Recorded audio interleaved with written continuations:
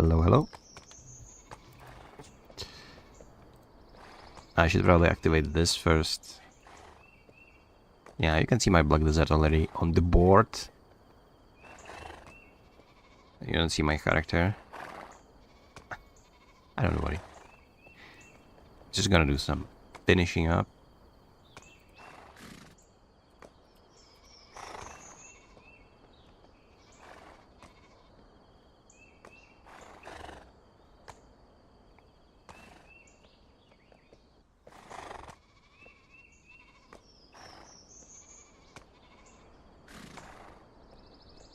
So how's Twitch looking? All good? I don't wanna repeat what happened to us a while ago with... Okay. How do I edit this again? Yeah, right. So let's put away one human. I'm not playing right now. Let's put in video text. So video... Black Desert. Black Desert.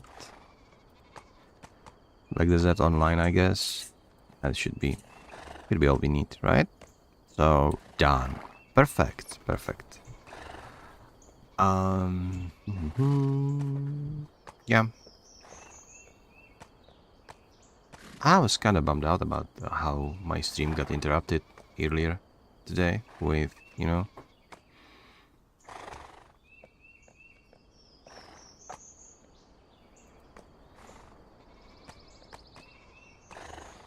Twitch really need to step up the game. Like, if YouTube can perceive like 9,000 kilobits without problem, like, why is your bitrate so low? Or let's like do something about, if it is too low, just limit it on your side and let us stream in a good quality. And maybe it's not possible. I don't know how these things works. Anyway, let me just put away this, put away my office. Gotta keep the chair up just to block out, you know, mean things people write over the time. And yeah, today is going to be more of a chill stream. Also, last time, sadly, I noticed that even despite I was just streaming on a music from Potion Shop, one of the songs got claimed. It wasn't like the copyright strike or anything, but I was kind of surprised since Potion Shop music should be free. So I disclaimed it because somebody is claiming that song as their own. So I don't know what to think about this. They also claim it under a different name and different artist, so I disputed the fact, but they have now 30 days to respond. If they say like, yeah, this is still ours, you know, we created it with Potion Shop, or maybe Potion Shop just stole it, then it's like, fine, whatever, what you gonna do?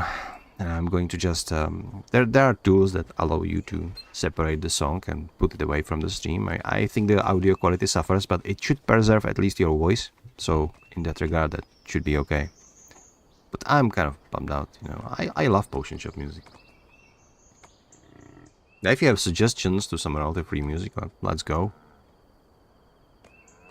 The reason why I was so taken over by that claim was that I didn't really expect the claim, since Potion Shop specifically making music for streamers, so we do not have to worry about copyright claims and these sort of things. So I'll see what the dispute will do. I'm also kind of angry because if there is some piece of shit that stole music from Potion Shop and now it's claiming it's theirs and claiming a work of content creators who are using it in good faith, that's not cool. That really is not cool. But I guess it's like, it's what people do, right? Anyway, what we activated some milk gathering, so I'm going to help out my guildies a little bit. Okay. So like the other day with Alasis, we just figured out that what we want to do if you want to go in the route of life skilling quests, right? Let me check right here. So yeah, here are the guild missions. Like, do not do rough stone, do not do logs, do not do well, maybe fairy power.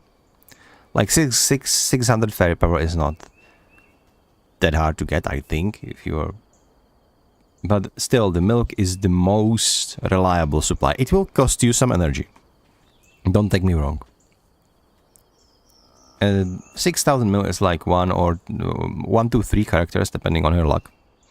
So if you are doing it on a guild, you probably will just do it on one character, and you will divide the profits. Do not do water. Water got nerfed to the ground. Actually got nerfed, because before it was 1000 water, and you will get like 25 mil for it.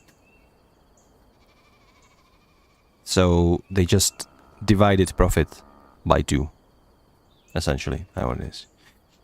Ah, fire horns. That's interesting. I think fire horn is doable. 600 witch delicacy in 5 hours. Who in their right mind would be doing that?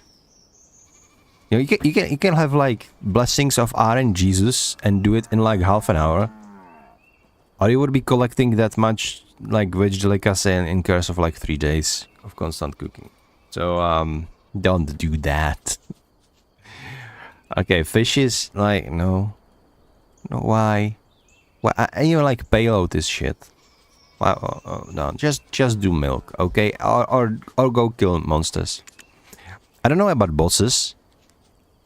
I don't even know. I thought even this Jigwear Oturi bosses, like, what the hell are they? It's probably some Land of Morning Light shenanigans, right? I need to stop hating on that, on that land and go actually finish my quest that I have there. I did it only on my Dosa to unlock like boss shrine and stuff, but never really finish it. So the plan is now, let's collect the milk for a while, and then we probably will do some hunting.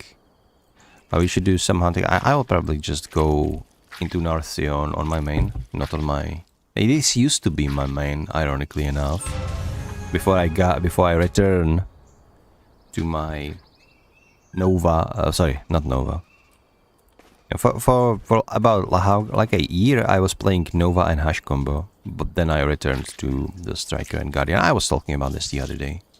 I feel so comfortable playing my Guardian and my Striker.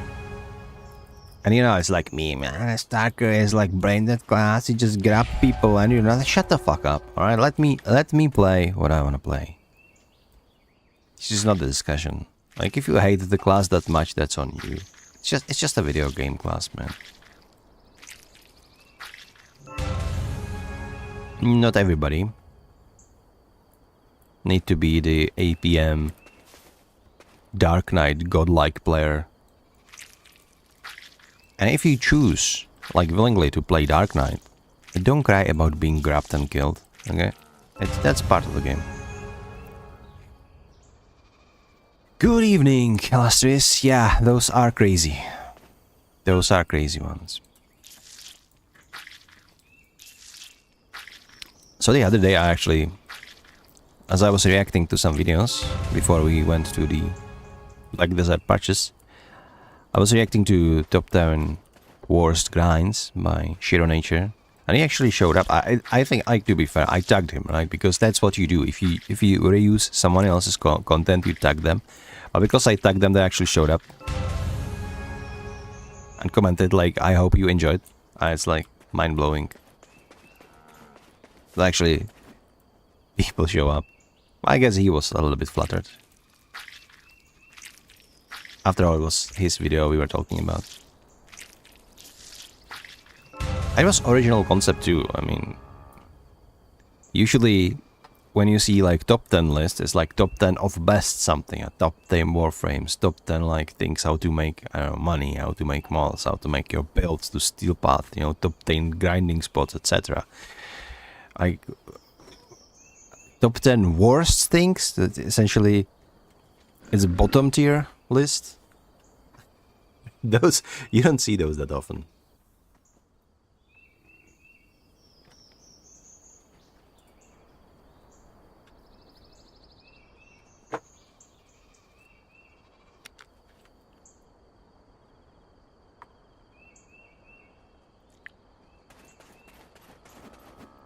still think that milk is like one of the best things to burn energy on.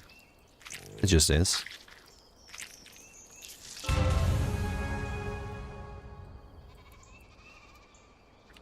I was also like thinking maybe I should go farm another potion, another infinite potion, just to sell them on marketplace, because it would give me some pretty decent money. But it's the grind is like really long. Even though I could just focus on one at a time, but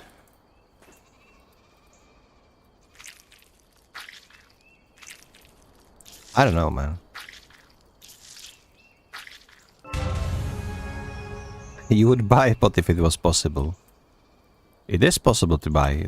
You can buy them on marketplace, but I would presume that there is not too many listed, because the grinds to get them is absolutely insane. And with all of the new locations, people are not going to be grinding Ronaros or Manchaumen any longer.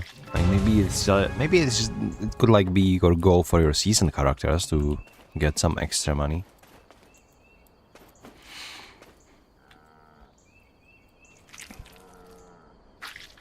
But then buy it. It's like, okay, I'll just finish this cow and tell you how much is one. Right, you got probably like look into the marketplace yourself. But I just love showcasing that I finally have my potions. So the approximately 10 bill on average. So you would need 20 bill to buy both. The mana one is surprisingly more expensive. I guess it is because everybody was grinding for HP pot first, and before it was possible to put them in family inventory, some people were just grinding them on different characters that they wanted to play. So once it became account bound,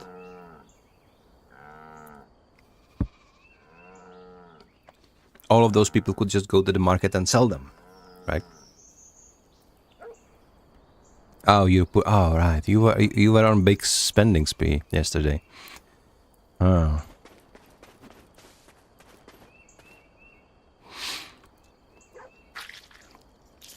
Honestly, farming 600 pieces sounds terrifying, and that's why you shouldn't focus on that. You should probably focus on getting done your weekly quests, because that is approximately 6 to 10,000 mobs every week. And it's not that bad in Black Desert Online. Like, they are not even like strong mobs. So whenever you are farming for those weekly quests, you can get either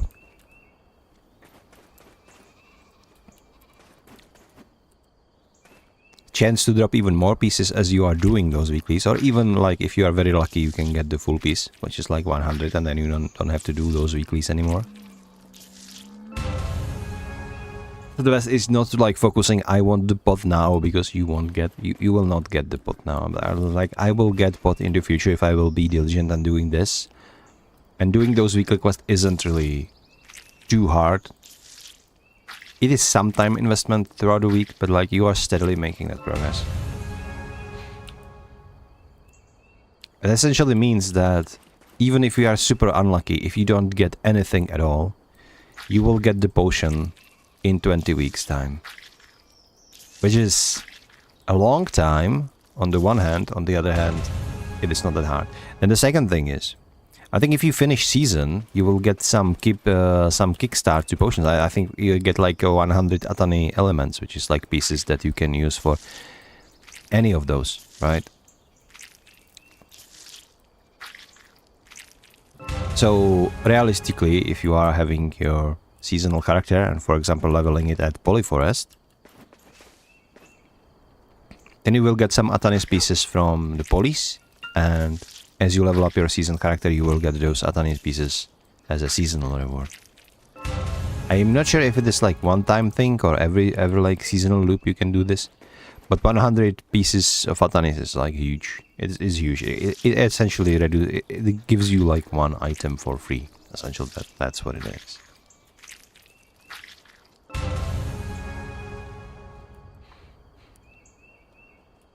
I also to get the perspective, like if you divide this by 6, that's like 10.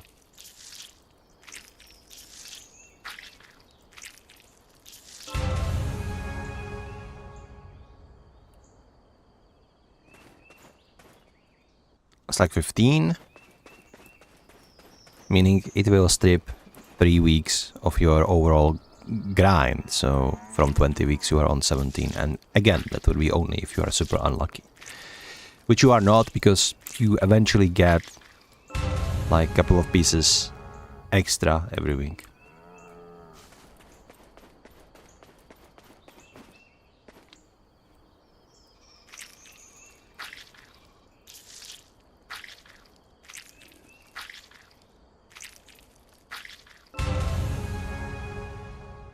I have done the potion quite recently, so if you have any questions, you can ask. I can explain it step by step what you actually need to do.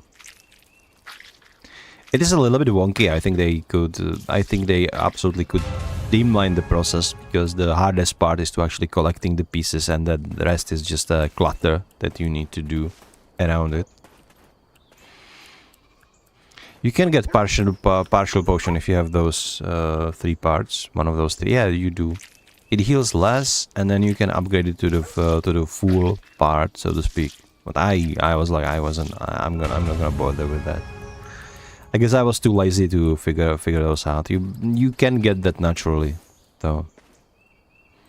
And I guess the partial potion can be super helpful, because you can use that even though it's less effective.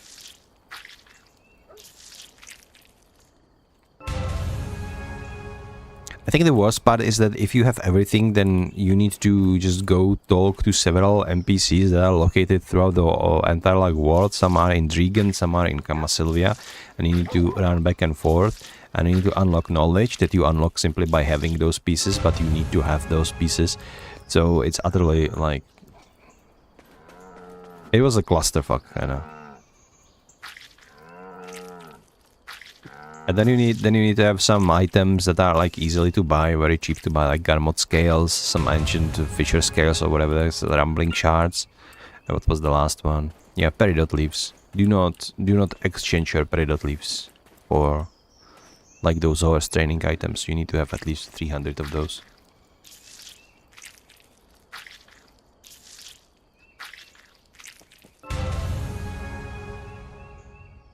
Yeah, it goes actually quite swimmingly.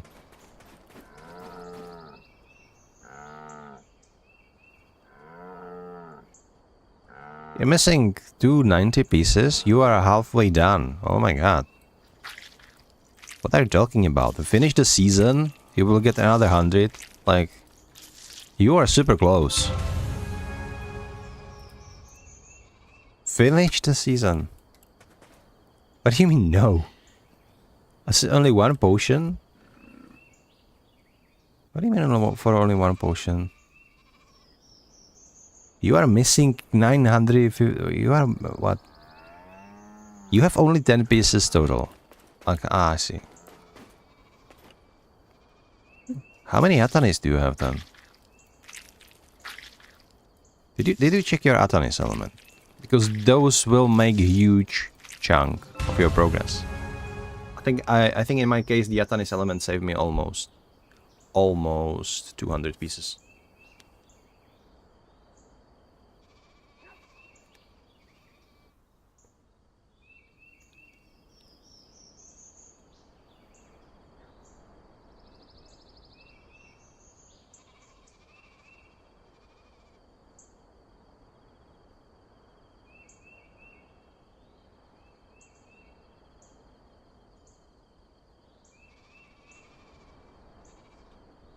Hold up.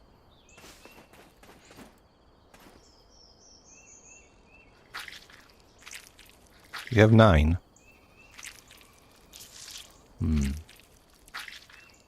I have a feeling that you don't grind too much, do you?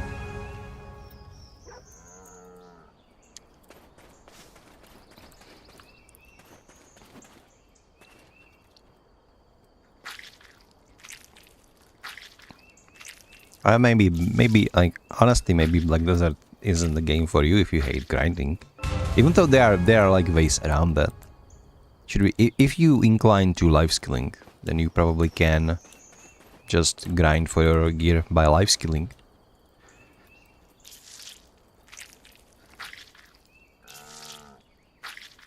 Even though the best life skilling right now is like fishing. It's just go to Hakoven, fish up the great fishes with the maximum amount of mastery you can achieve for fishing.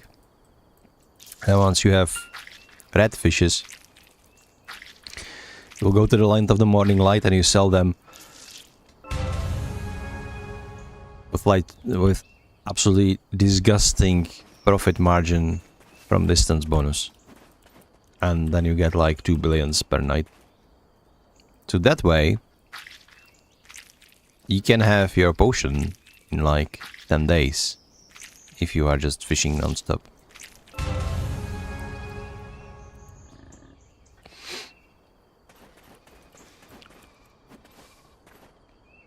I remember back then when we were under cacao management, people were so pissed about barley.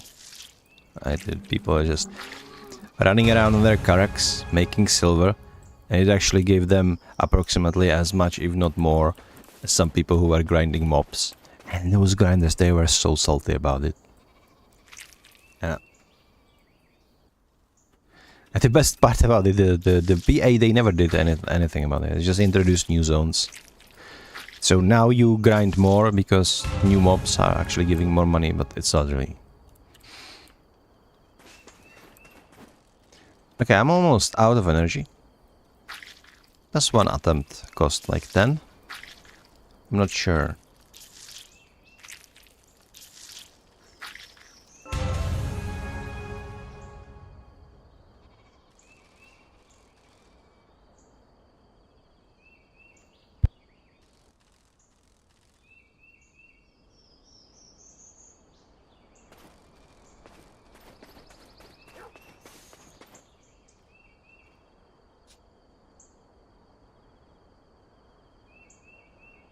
Because sailing the distance is just so slow.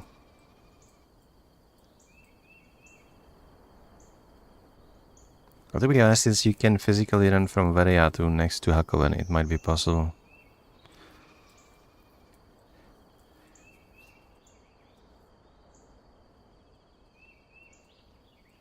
I'm not sure what you're talking about, but why would you run from Velia to Hakoven? Isn't Hakoven like all the way over here?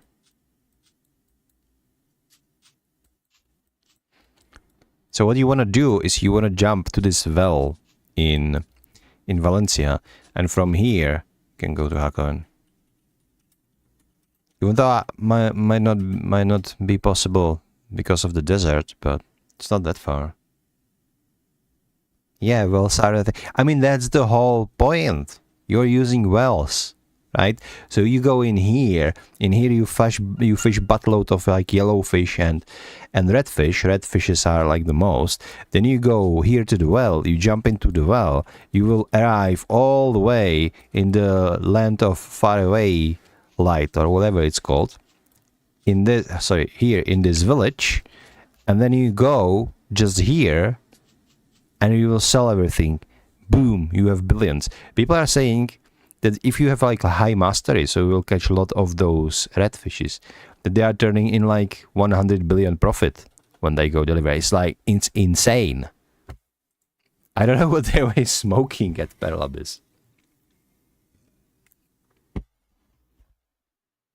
This was supposed to be for people with like using trade wagons, you know, using trade goods and running around with trade goods. To the further, because it makes sense, like the further you deliver the goods, the more exotic in those lands the goods are. That's why they pay you more. However, instead, what we have is actually they removed trading completely, saying like 2 years ago they said they're going to revamp it. It never happened actually, so they are still working on it. I guess they have like 2 developers, so they are busy about that.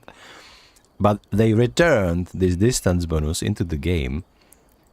But only one thing you can trade are fishes. It's absolutely retarded if you ask me. But hey.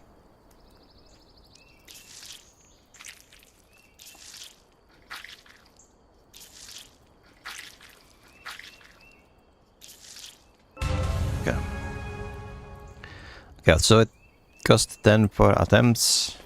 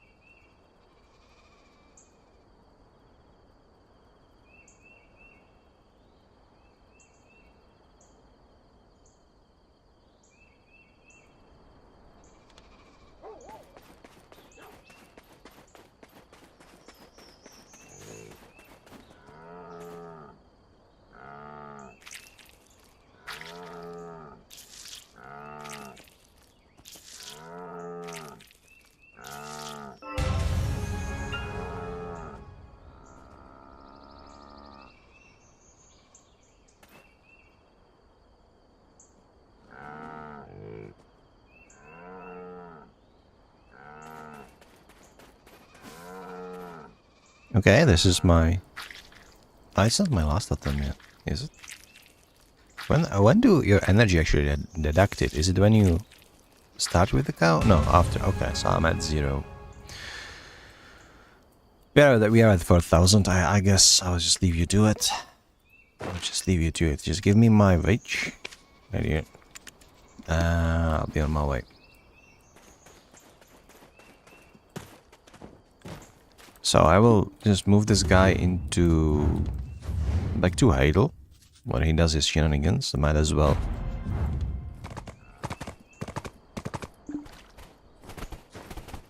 Weed out my garden. Hold on, is there a... There is bound to be a stable, right? There's one. Let's go to the stable first. My horse is almost out of stamina.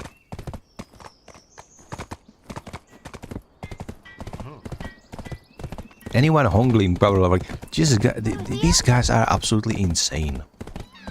Like back in my day, you would power level up people on freaking... Like, what are they called? I forgot. Like in here. Yeah, at the mirror, right? You would power level people at mirror, and now they want you to power level them on like various stupid places. First, it was like griffins, which is like group. This is griffins or giffins or whatever you call them. They are group project, right? You need to like have a group. You don't really. You can kill them solo, but they are hard as nails, and now people start demanding to be leveled on Giffins, and now they want Honglim, which is like Land of Morning Light shenanigans. Like like level me when I can just level fast, you know, so I just level yourself, dude. It's not that hard. It's not being lazy.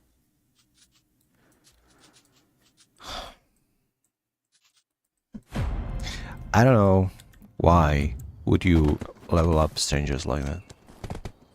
I did help out people in the past a couple of times, but I'm not doing it anymore because I think it's just...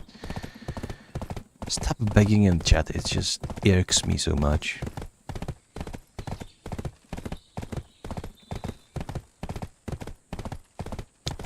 Kutum Uturi, okay, Nova. I don't feel like doing bosses today. Even though I have... even though I do have my potions. Nova first, Kutum last. When are they going to show up though? Let me guess. Jeez. You got them up? Bosses? Where are the bosses? Where's the boss timer?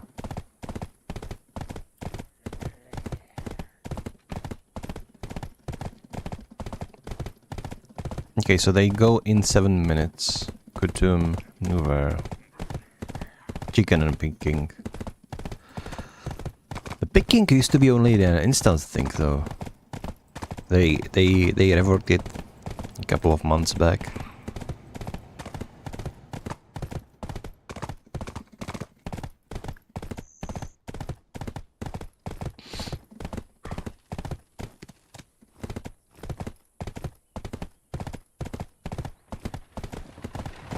I will go on Nuver, on my warrior. He's parked in the desert. Poor guy, I haven't logged him in ages. At least he will be able to survive since now I have my infi potions. They are so powerful. It's a game changer, really.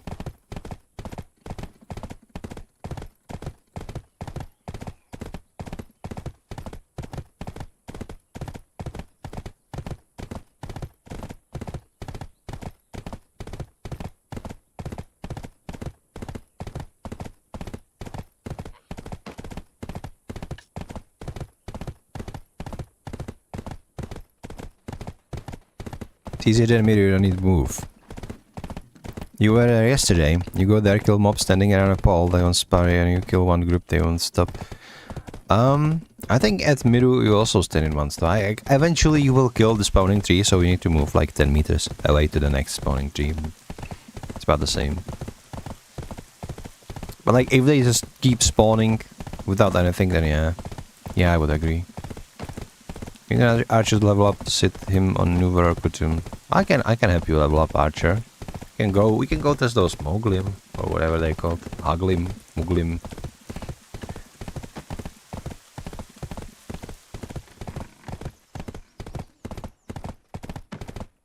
Here's my house. Here's my house. Okay, 82% experience, but I need to like I always like catch the horse, and I'm like obsessed with like getting one more level to get more silver.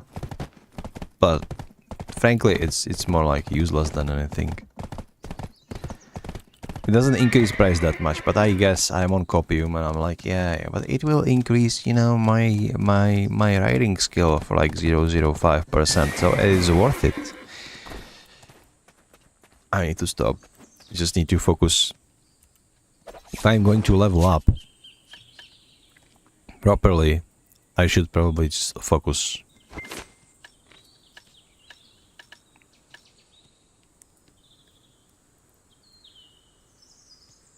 Okay, let's keep half skill mastery. Oh. I should probably just focus on, you know, my wagon and just ride 4 horses around at the same time because it goes just faster.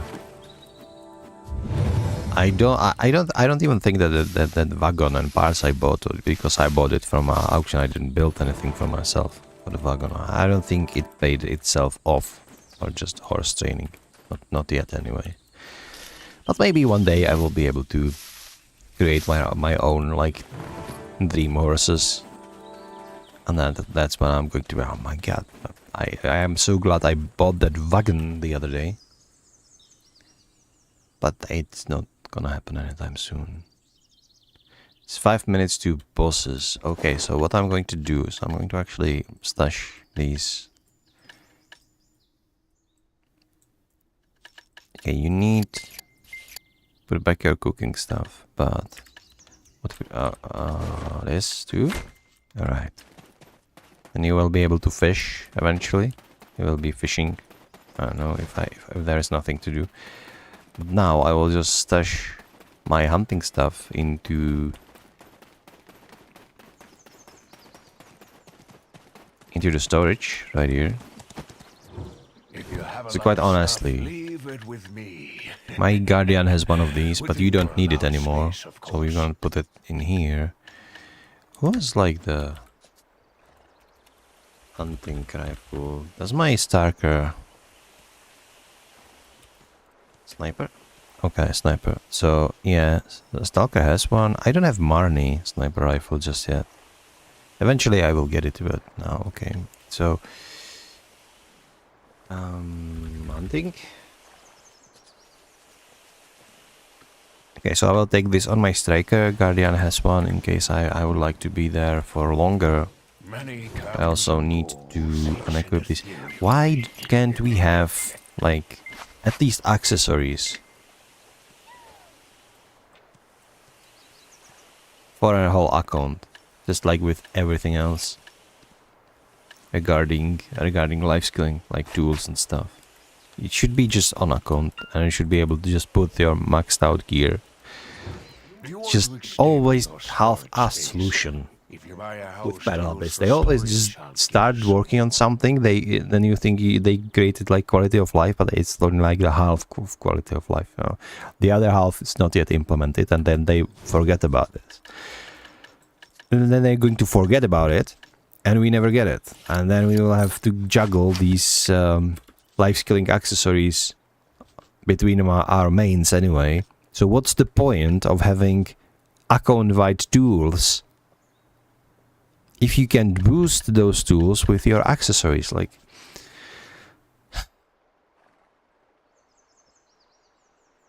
even freaking Lost Ark has everything you can have for crafting account-wide.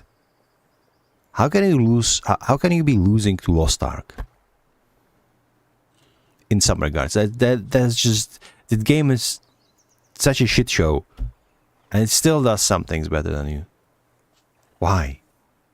Why are you like this? But I digress. Let's relog to my striker. Yeah. Am I gonna hunt on my striker, or am I gonna hunt on my guardian? That's the question. Even though I can just shuffle accessories between the two as needed. But she probably does have... Well, I'm... Okay, where are we? We're at Heidel. That's perfect. Okay, 1 minute to boss. If you have a lot of stuff, leave it with so, me. Give me... Within your allowed space, of course. Give me my hunting stuff. And... No. Just, I'm still... I cannot log out. What do you mean I cannot log out? Shut the hell up. Again, you cannot like log out, but you can use literally log out, and it will change you to the character anyway. Why can't the game act consistently? I don't understand. If you have a lot of stuff, leave it with me. We have our pen black star weapon. I think I could make like Sovereign weapon out of this, because I have 2 black stars now. Okay, give me these accessories. We are going to need them. We are going to need them. Wait. Where is... Oh, there is earring. I'm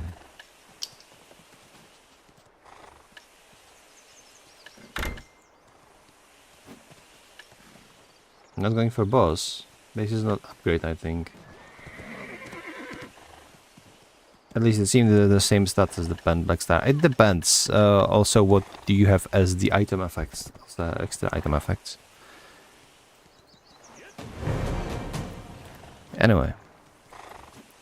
To go to the boss, you need to go to different servers, so I will go to Valencia 2, I guess.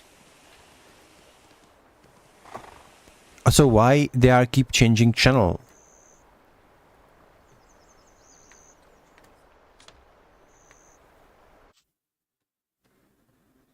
I will deliver the guild mission after the bosses, okay?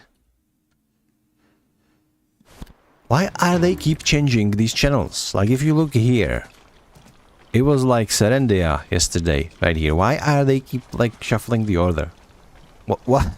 What's with that? I don't understand. I don't think developers actually know what their client is doing. I think it just does whatever the hell it wants.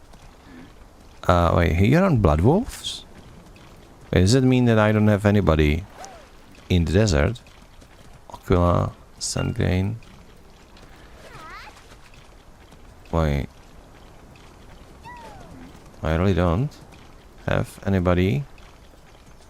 Oh, that's interesting. Well, I'm not gonna make it to Nuver now, do I? Yeah, let's go to Kutum then. On my wage, that's the only boss I can. I need to move my warrior to the desert, or maybe I will just level up ranger. What do you mean failed to connect? Are you... Oh my god, no. Why are you like this game?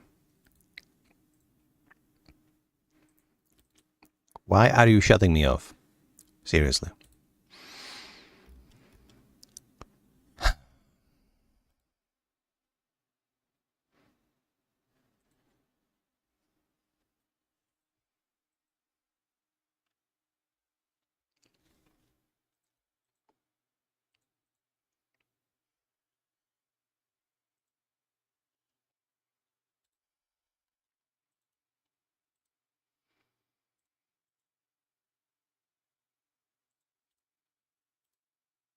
Do you think I will at least get to the Kutum on time?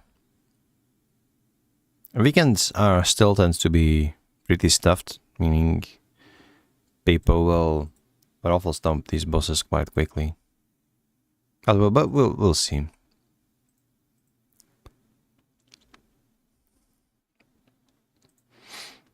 I'd like to kill 2 or 3 Garmots. Or is it like 2 or 3 quests for Garmot nowadays? You can do. I don't really know, but last collected Valencia too. And there is my witch. My witch is looking so pretty. It's not my design, but it's not design that I've been it has been made for me, like a lot of my characters did.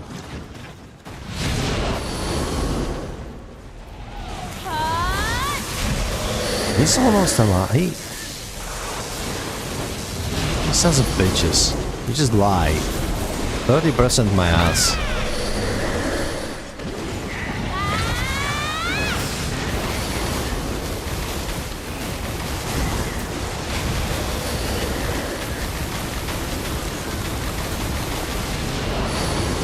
That was a lot, Blizzard. I like it.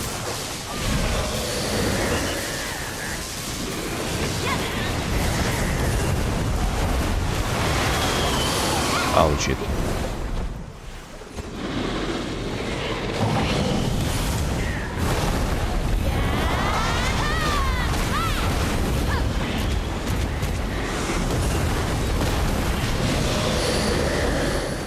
Okay, what was like the...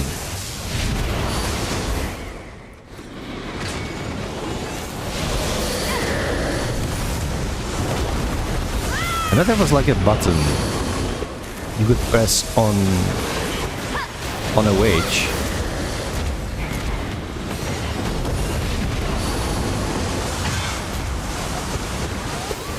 And then she would just start randomly casting any spell that is available. So that...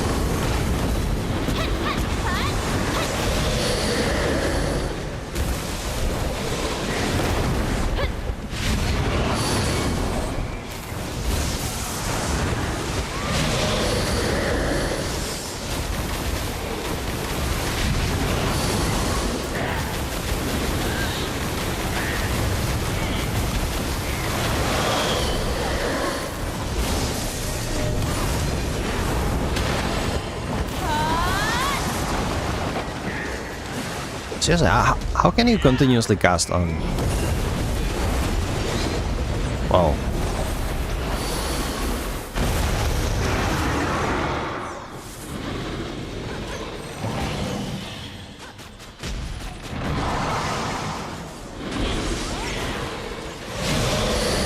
You cannot buy sovereign weapons from marketplace, can you? No.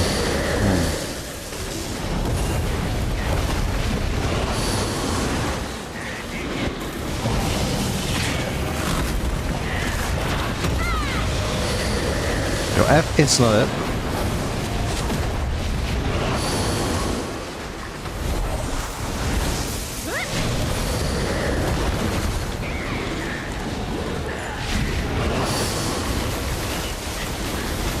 Yeah, nuke him down. Activate Wizard. I love this spell. I love that it literally just drains you out of all your mana. But if you have potions, then your fairy can actually overlap that effect.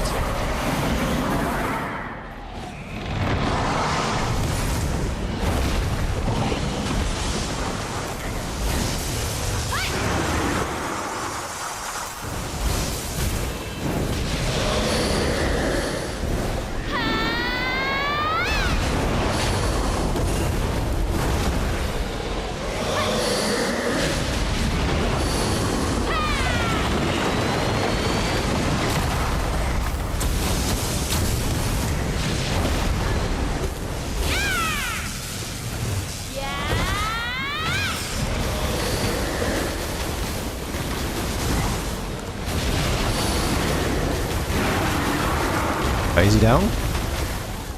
I think he might be down.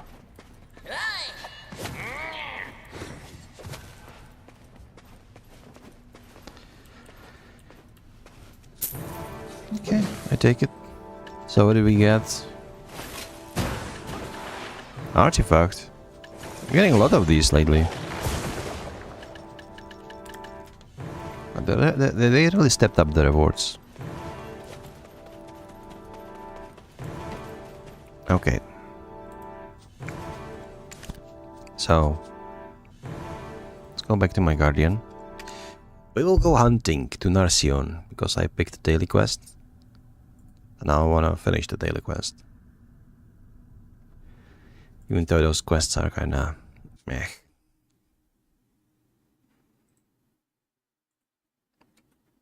But I don't know, I think like hunting is great. I usually just go hunting for deer.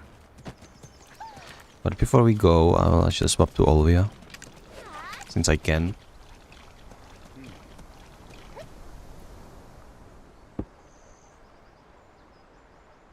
The only disadvantage of Olvia and Season Service is that no ward bosses on those.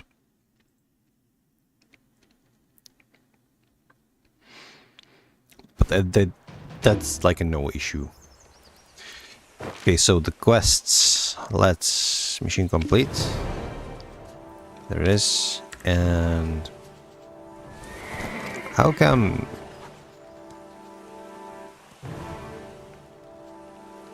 you can? Oh, it's weird. I don't know why you cannot accept or deliver quests. There is something funky going on, because you should have the same ranking as we do.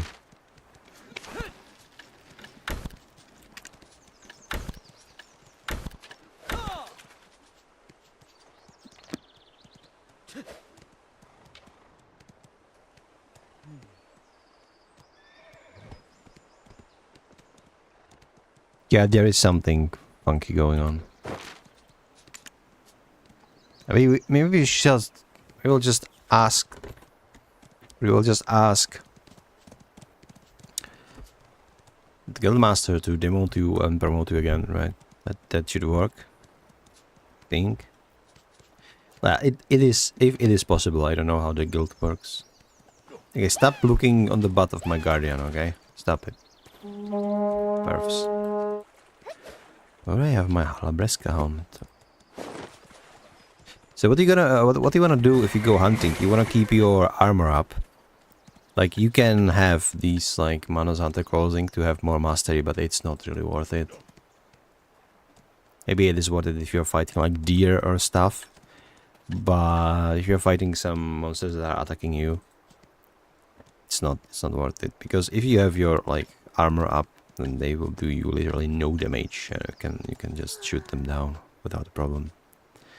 Even though with Infinity Potion, it is actually maybe it will be better even on those clothes. One more thing. Let me check. Do I have any artifacts? Maybe we should create some artifacts for hunting. So let me see. Do we have anything in here? Processing, fishing, cutting. We do have hunting. We actually have dedicated for hunting. Okay. So we might actually stack this up. What these effects do. Much lower roll speed. Hunting experience. Hunting mastery plus 20. It's like nothing, but it's better than nothing, really.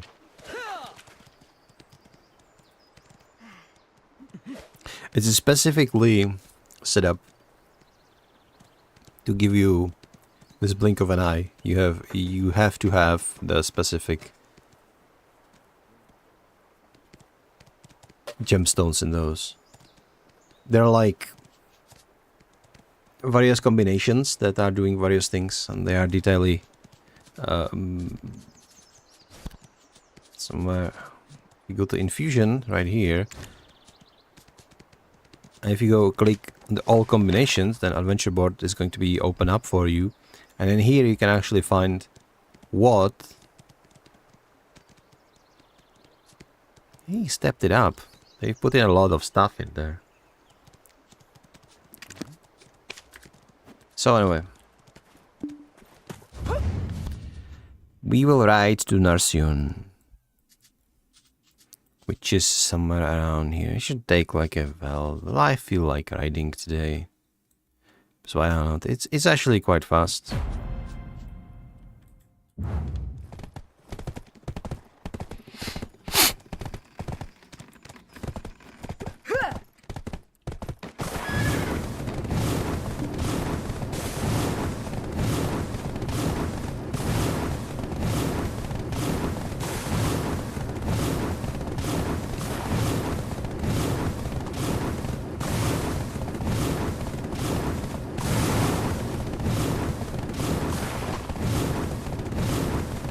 Hey, what am I doing? Why am I taking the wrong way? This should work too, right? Let's just take this road. It should recalculate with this one. Yeah.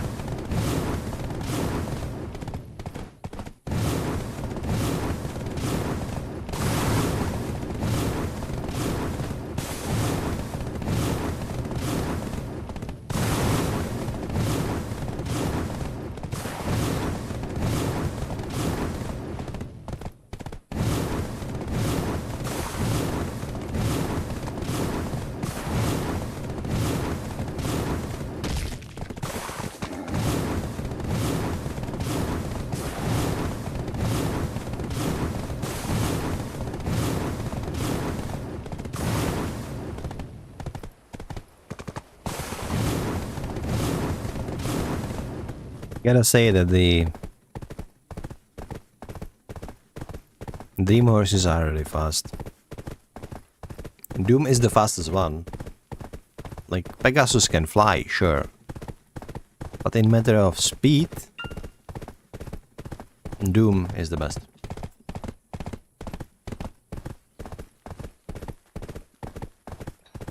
So if you are riding a Pegasus, it always comes down to, is there a way where I can abuse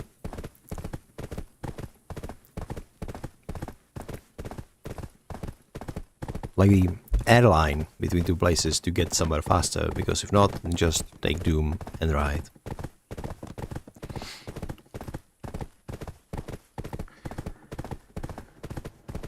And the last one, the Dine, is kinda niche because it can run through water and it can run through desert. So if you want to do stuff in desert or just jumping between the aisles, you can on your Dine.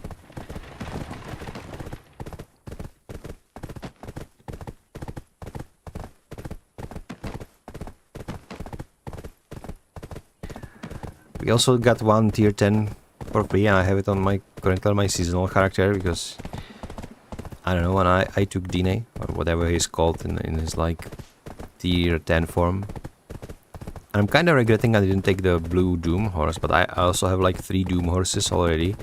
So I'm thinking that maybe I will just awaken the blue Doom myself eventually. I have no clue how you actually do that. So that's going to be interesting on its own, to just figuring things out and then hoping that RNGesus is going to be actually on my side. It usually isn't. Even though I did create both of these. I didn't create my Kutum shield, but I did create these two. And I'm about to create also Pen Black Star offhand on my Hashashina once I have enough Cronstones. So I guess I am actually Black Desert Online player. Not just silver grinding Andy who is buying everything. Because the thing about buying stuff is somebody else needs to enhance it first anyway. So you will always be behind people who are actually doing enhancing. Matters of they are enhancing and then you buy it, so you will never be the first, which is... It can be like a hit to your ego. You know, if you're egoist, it's like, I will enhance it everything because I want to be the best. And those sons of bitches on Pearl Abyss, what they did is they actually tell you who enchanted that item that you have. So now, if you bought it, then you will forever know that you weren't the one who actually created that item. So if you are egoist, and it's like, people who are not egoistic, they're like, I don't care. You know, I have my item, I don't care. But if you are egoistic, oh boy, it's gonna eat you at night for the rest of your life until you enchant something better yourself. And they know exactly what they are even selling item in the shop, which is like the biggest sucker punch I have ever seen in these predatory monetizations. They are even selling fucking item in the shop. That item is absolutely useless, but you can remove this inscription so that item then you can pretend it was yours. You need to pay them money for that. And you know, as like it's literally egoist tax. And you know what? Fine. You know, if somebody has that big of an ego, let them pay for it. I'm all up for it. It's incredibly funny, actually. Okay.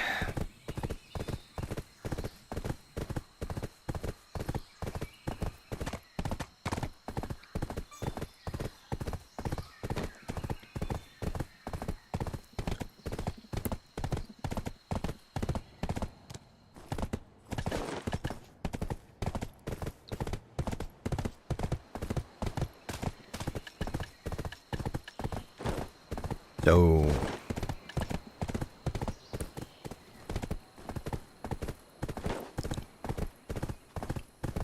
should I do other daily quests for... I have weekly alchemy. I'm not gonna be doing alchemy. Just scratch this one. If I do, I'm just gonna go talk to Lana. That's not a big deal. But...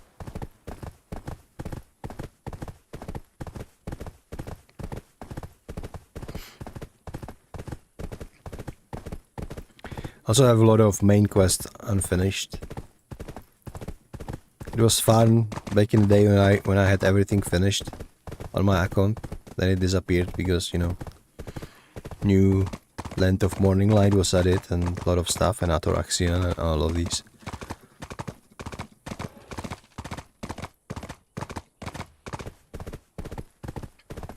I think they should step up the rewards for main quest. Also make it so that you can willingly choose to skip it on outs. So it doesn't actually sit in your Black Spirit forever.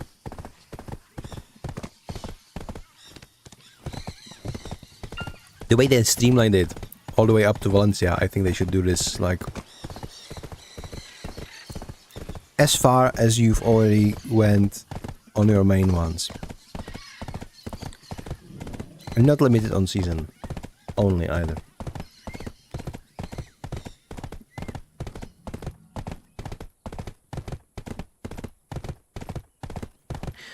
Hey, come to Balenos 1 for GM buffs. I'll be there for next 15 minutes. Go to menu, Warrior, Battle Arena, Battle Arena. GM, okay, you know what? Let's just go for the buffs. Bolanos 1. Okay, you know what? If he is willing to give us buffs, why am I to refuse? So it's Bolanos 1. Now I swear to God, if going to the arena and going out of the arena will take me to different location after I finally arrive to Narsion, I'm gonna be slightly irritated.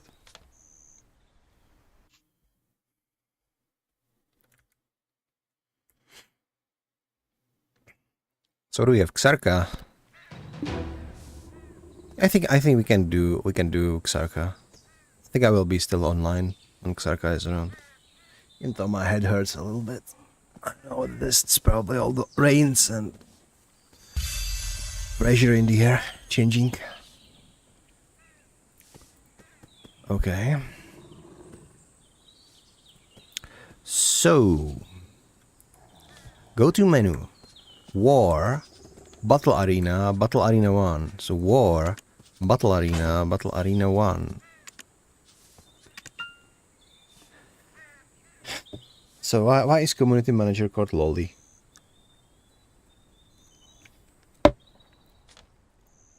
Like, it's shameless. I bet he is playing like a shy. Even though no, community manager, they're always like cosplaying as those weird plague doctors, right? Where is he?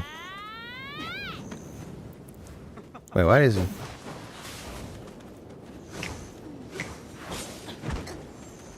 Well, seriously, there is so many people.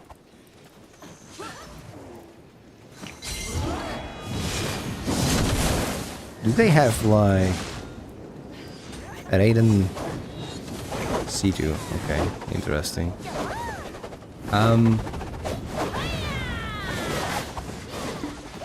Let's talk to him, okay?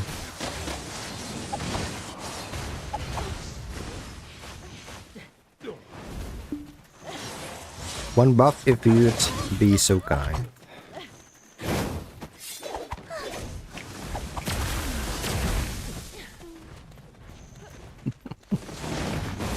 Did I get it? Thank you.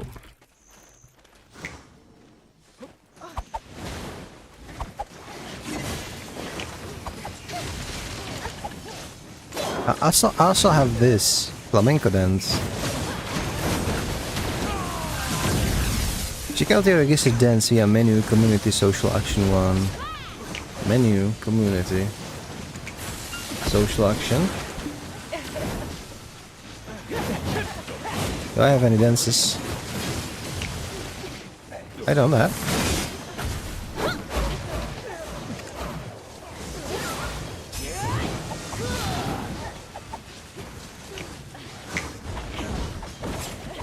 Where is the flamenco though? Maybe it's not even here.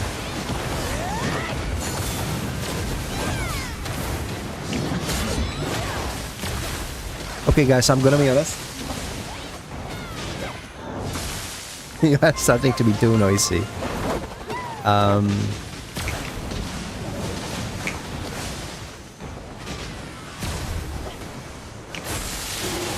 I like wave? I mean, you need like these emotes, right? Emojis, social action.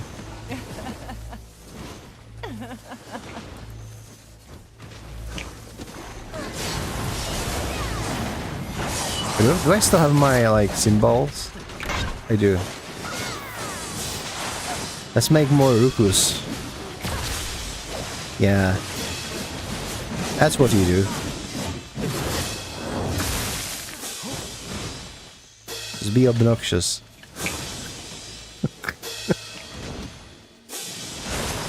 I swear to God, they should remove these stupid... It's not even symbols, it's like...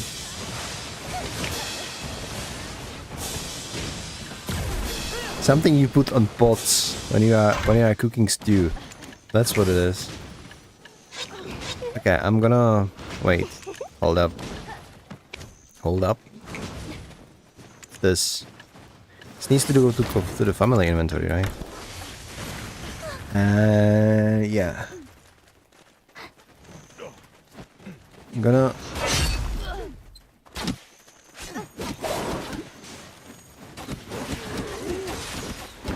How do I get out of here? I've never participated in any PvP in my life. Battle arena. Yeah, exit.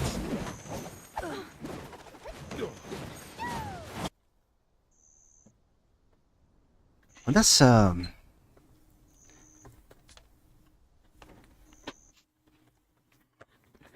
the list of actual resets. I think I can do. It resets at 2 a.m. right? I'll presume, which gives me space to, if I'm not mistaken, it gives me space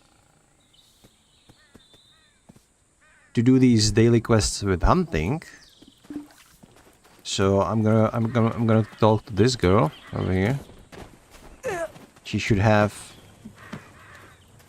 all of those for me as well. So what do you have? Deer? Okay, let's take deer. Grass rhinos and shadow wolves. Yeah, we can do this. Now. So I need this hunting stuff. Okay. Give me this. Buff myself up. Alright, I think this is all. Also put these away for now. Wait. Like this. Perfect. And last thing would be... Yes, I don't know where anything is anymore in this game. Hunting. Perfect. Equip. So, now we are ready. Well, I need my musket, but...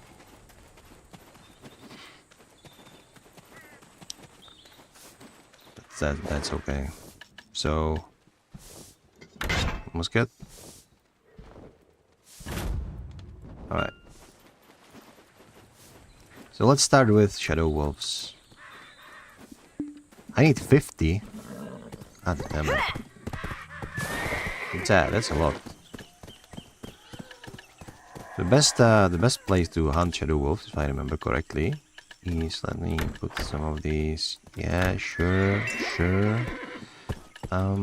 More mastery, that's perfect. Yeah, this one, why the hell not? Do not use these scrolls. And yeah. Good.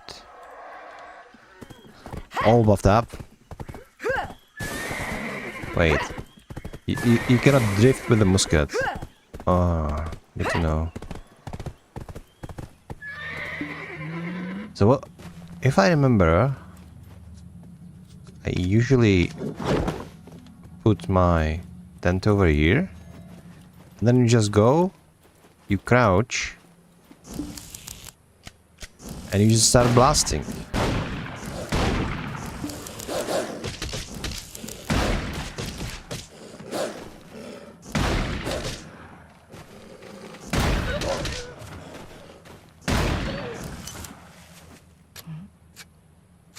Okay.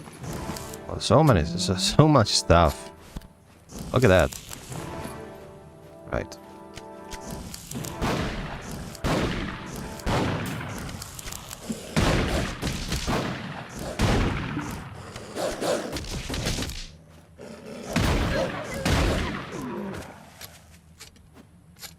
It's gonna be fast.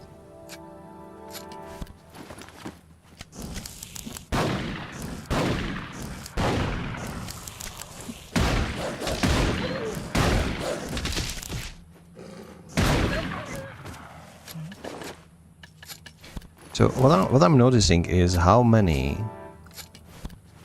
those fire horns I'm gonna get. I got 3 so far. So if it would just go up this fast, then those guild quests for hunting are actually pretty fast, yeah? Let me see. But then again, I have like a lot of mastery right now.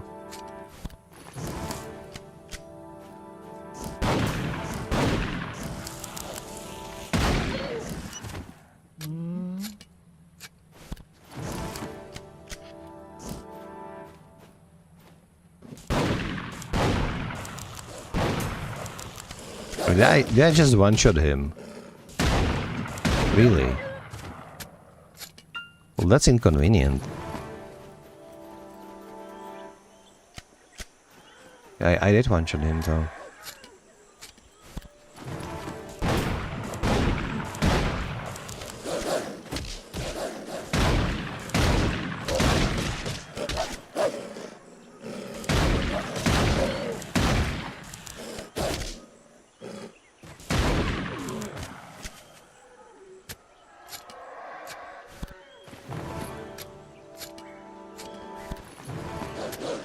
I'll be with you in a second, sir.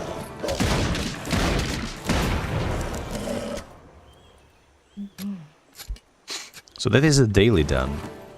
But those hunting dailies in Narcion are actually... 50 wolves is kinda... bonus. What? What's the bonus? 10 monsters? That's all.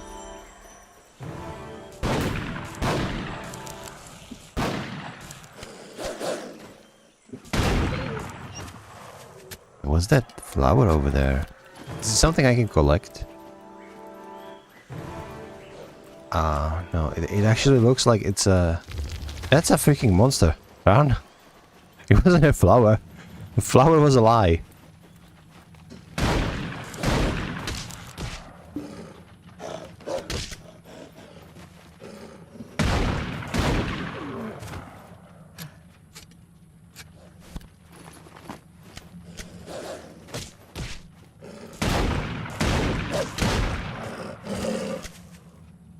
If you dodge them, you can actually shoot them in the back for more damage.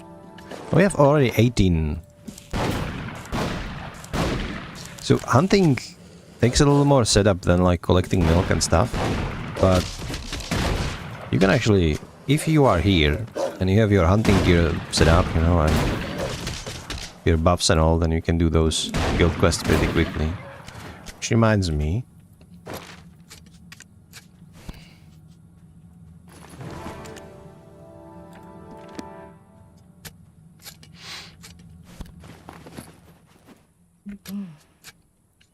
I'm gonna actually try to ask in chat.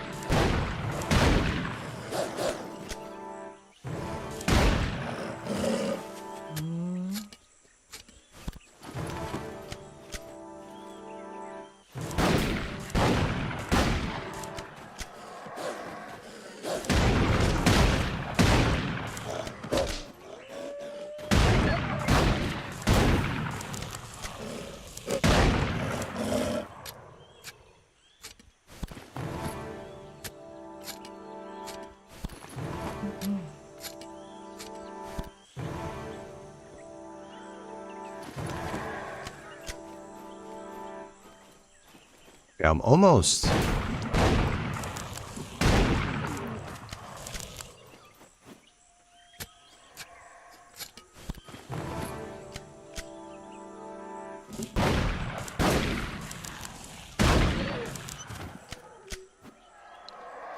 So we can actually now do big shot. If only I would remember how you actually do it. It used to be automatic, but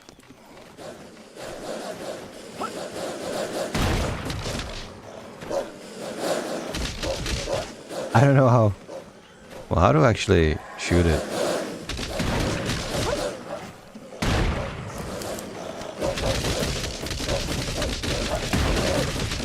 Was it? It wasn't R? Is it F maybe? Yeah, that is it. You do big boom. So if you have big boom ready, it's just a good idea to simply gather a lot of these Because if you don't kill them outright, you just drastically reduce their HP and it's like one shot, one kill.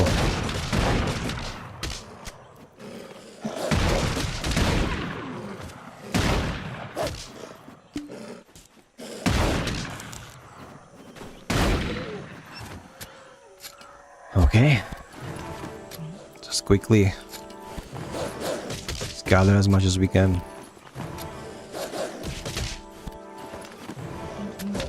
I'll be right with you, sir. Hold on. Yeah, this is a problem. I should have lead them somewhere where they're not going to respawn all at once.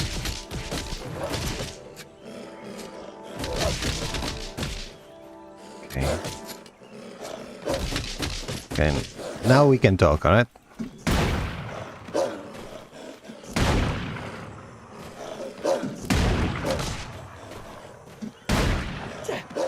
If you don't want to reload, you can do this. Whenever you roll, and one bullet is going to be recharged into your musket. This is good for finishing off the wounded ones.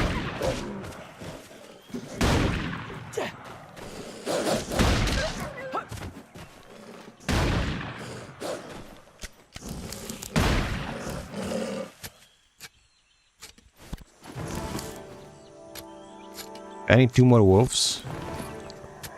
Should probably tone down the location.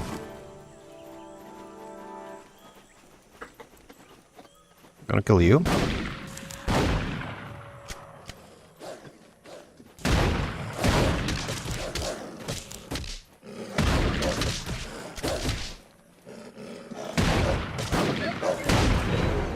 And we're done.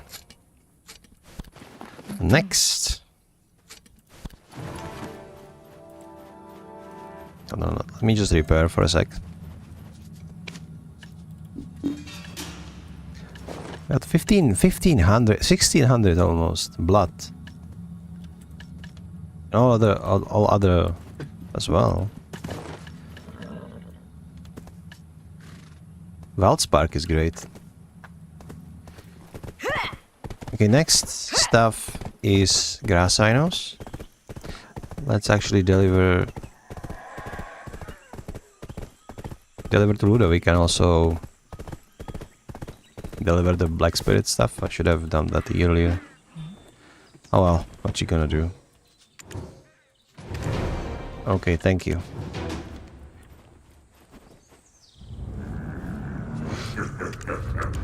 Oh, thank you. What did you give me? Black gem. That's super good. All right.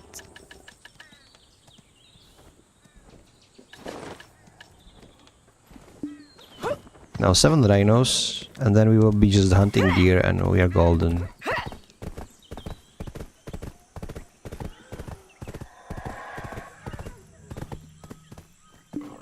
It's like I was feeling that maybe after this I will do some arena fights, not like arena, but like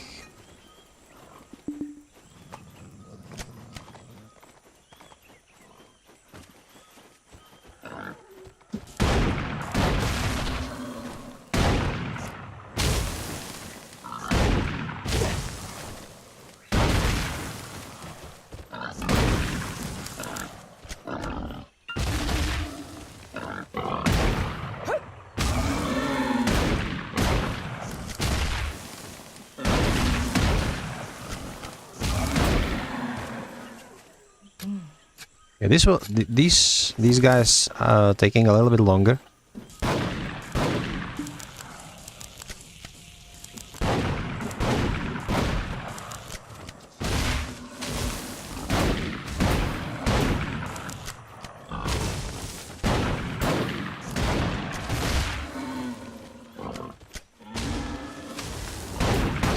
Okay.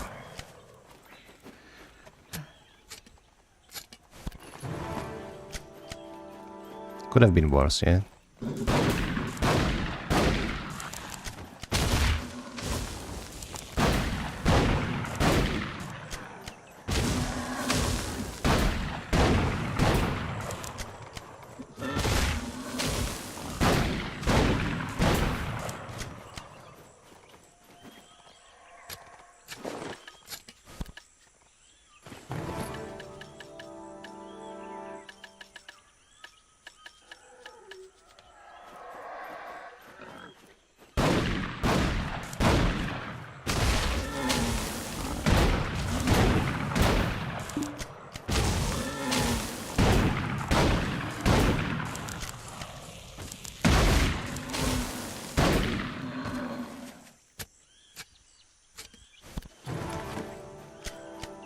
as they are in a cult. I think a bit of undying, is it? Yeah, I think we should do that.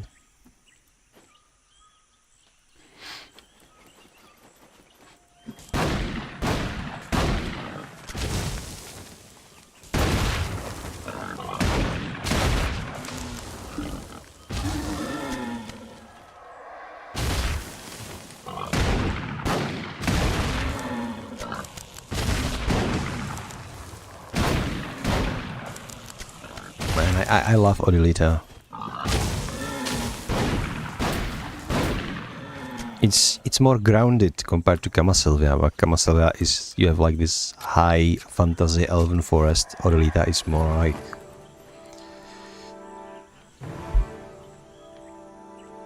dark fantasy themed, I would say.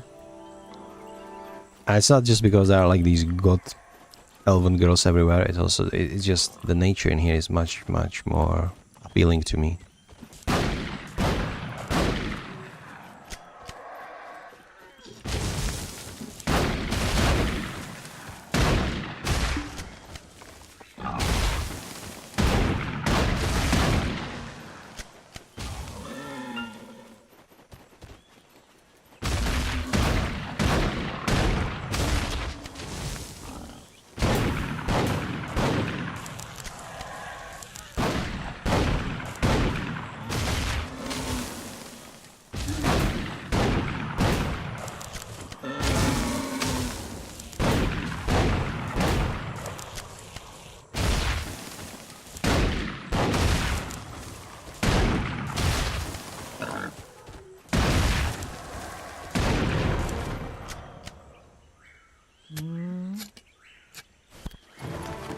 Ah, that was a nice hole.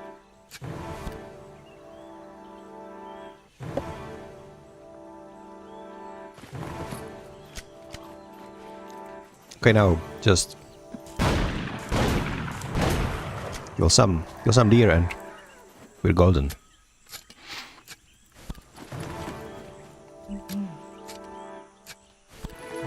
It's 25 and what was that? Sorry, I didn't catch that.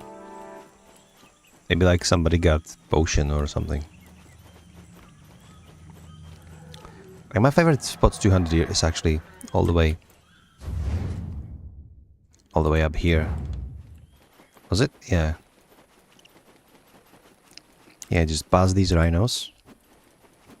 You go all the way here, and there's so many deers. And not much else really. So you can just do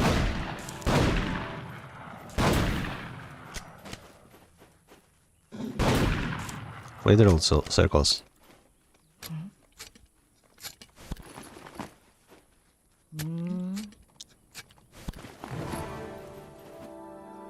Narsion is like Hunter's Paradise. I don't know if there is like something better in Land of Morning Light for hunting. But like Camasylvia, you have those feather wolves, it's like whatever. Anything else around Balinos is just... It's only to get you started, right? You're not gonna stand there. Like these deer in Narsion are so valuable. They're giving you so much. And then you can just go and straight up sell all that meat. And yeah, you have a lot of people like life skillers who are like, I don't sell, it's like the worst thing you can do, like, blah blah blah. But like, if you don't want to be bothered with creating something out of the meat, what are you gonna do with it? It's just, if you sell it, you will get a couple of millions. And it stacks up. It really does. And the reason why we want mastery is... God damn it. The reason why we want mastery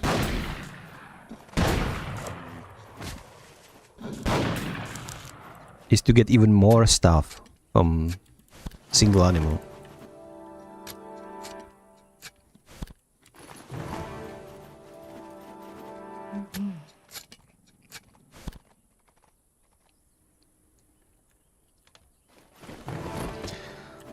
So don't forget to take your drops. claim your drops if you hadn't yet.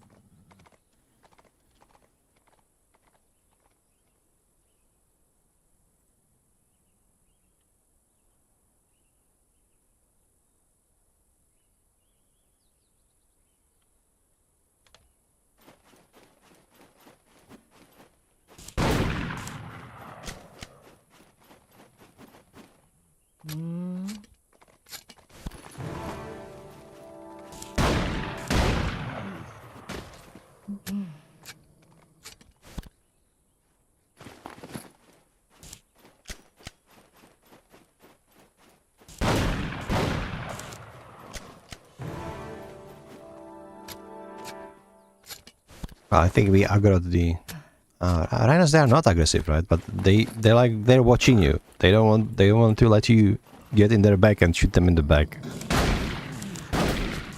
which is like coolest thing ever.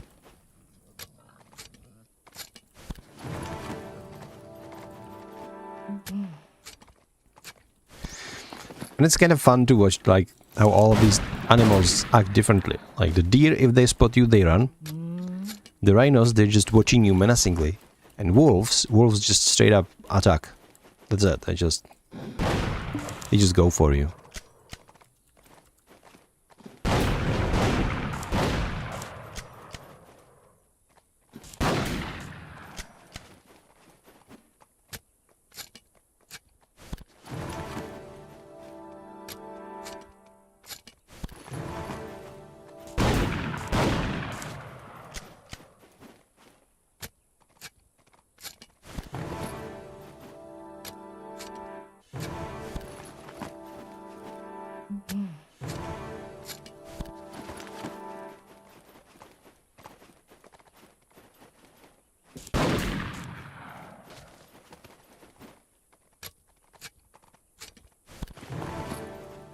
Ah, Breath of Nation. Is it still selling well? It is, 25 million. Sure.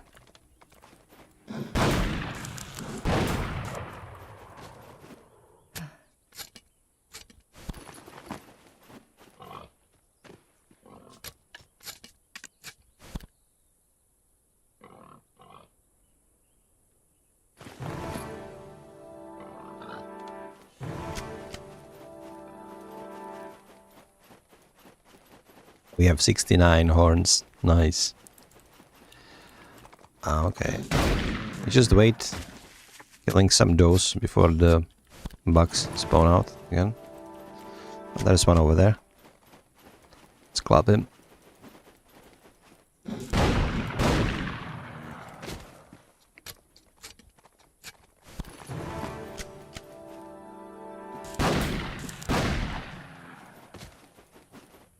Like the hunting around these parts is one of my most favorite things to do. What I would do back in the day, I would just go in here and hunt deer until I wasn't completely out of energy while listening to like a podcast. And even to like a work stuff, if I needed to learn something, I would just had the seminar or whatever in the background, you know, listening.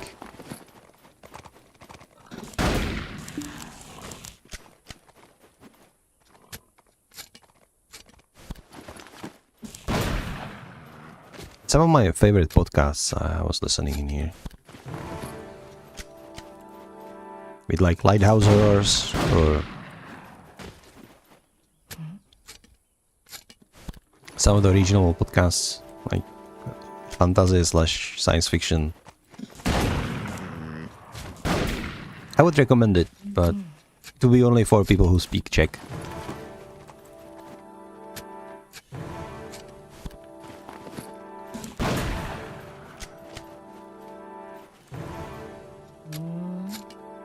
You know, if there's any enemies you could gear on a new weapon and accessories. Now I might have to untack and tack again, and the whole gear costs me only 16 on step. Yeah, you cannot. Sorry, I also paying attention on chat. The way it works, if you want to upgrade one item, there is a special like stuff for that which you can get as rewards, but usually you just buy it from Is it a gulk flying in the distance? It is. Yeah, sorry. So this is an item that you buy from Parashop, but you probably have some in your, like Black Spirit reward chest. And they drastically reduced the fuel needed,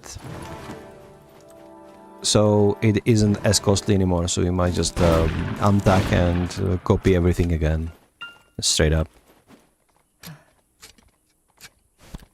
Yeah, it is obsolete on the one hand. On the other hand, if you just want to replace one piece of gear, and you have one of these items still, then you can use it, you know, and save yourself a little bit of hassle with untagging and collecting all those equipments.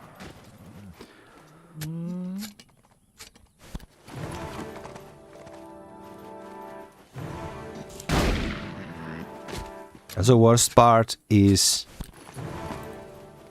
like, you need to recharge your alchemy stones and repair your items if you want to tag them, because durability is really...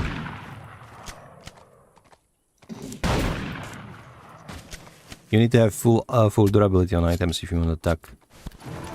I don't know, I think durability is a dog shit mechanic and should go, even though in Black Desert Online it doesn't really bother me that much. And it also makes sense on stuff like hunting stuff, you know, and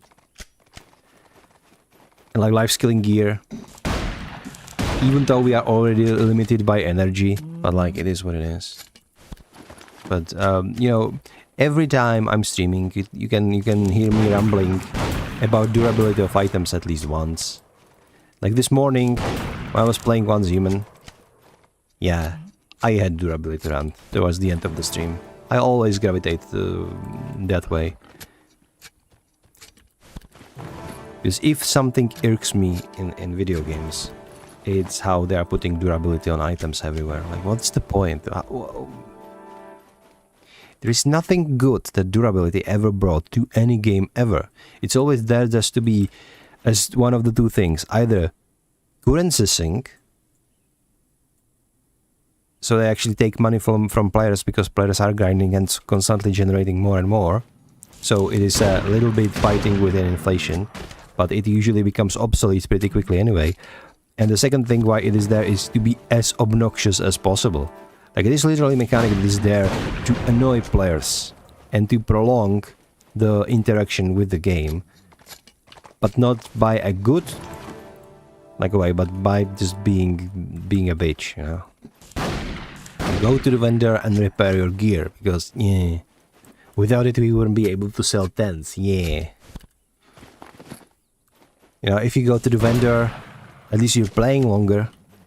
So in World of Warcraft you will stay subscribed longer, because you need to grind your money for your repairs. Fun game. No. Durability never add any value to any game ever in existence. And I will die on that hill. There was a flower. I didn't want the flower. Ah. Okay.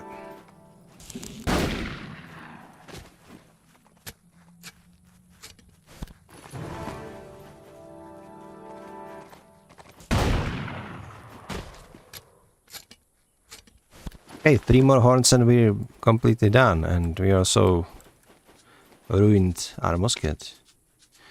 Collect it. See? One of the reasons I have my tent is to be able to repair anywhere. So it makes things more less obnoxious. You can grind longer because you have tent.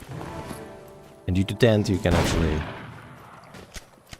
repair your stuff on the go. It's shameless. The worst part is, no matter how loud or how much I'm going to be rambling about it, developers will keep adding durability in the game.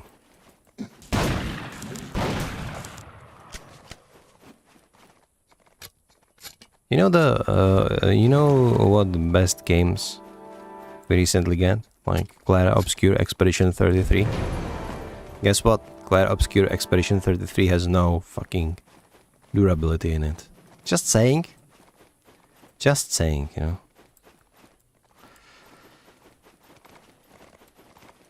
Okay. Now to deal with this clusterfuck, I need to put back my armor. We're gonna... Oh, no, no, no. That's not what I wanted. This away. Okay. Yeah, I think we're peachy. To go, the Black Star weapon is like, looks kinda sick, not gonna lie. Well, how does Jordan look? I'm usually using Manscal, I still have skin on. Ah, it's not half bad. No, but let's just keep using my stuff. Where is... Well, where did my... Oh, here it is. Okay.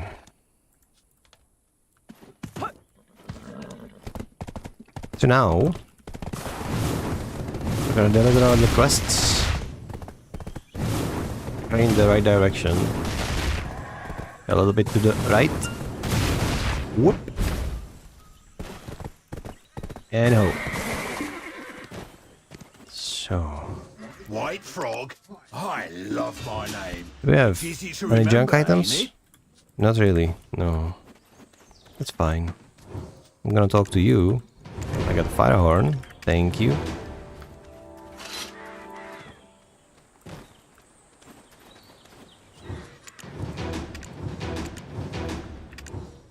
Right. So how are we with hunting? Master 23? Okay. I don't know how much it actually helping me.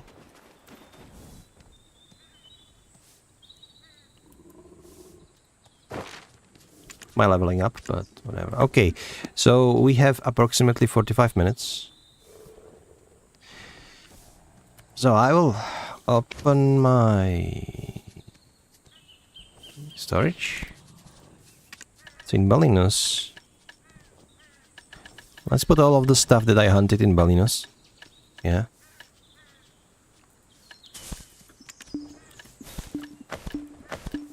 I hope I have enough.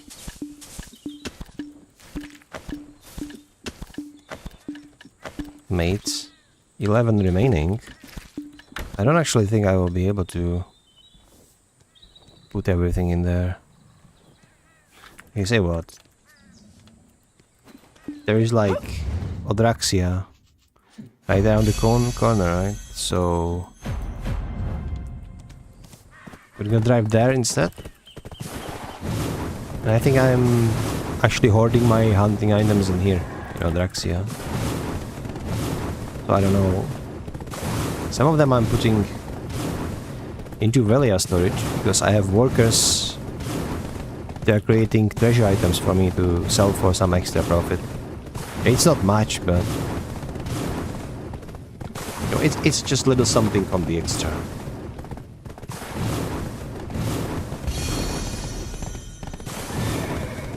Okay, you come here. When we left, So we Balinos, had to leave everything behind. all of these.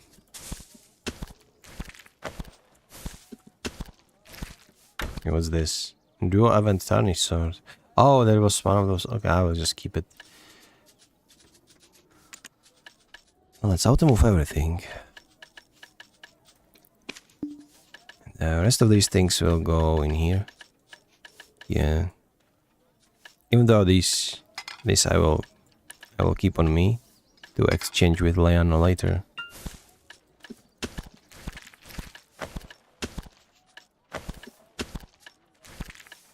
Is it all?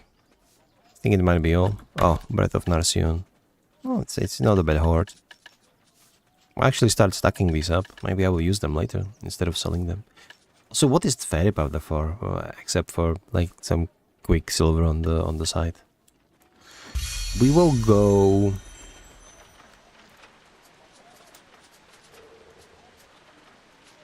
Stark Rift. Oh.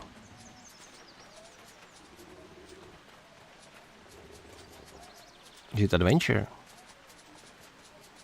Where is Pit of the Undying?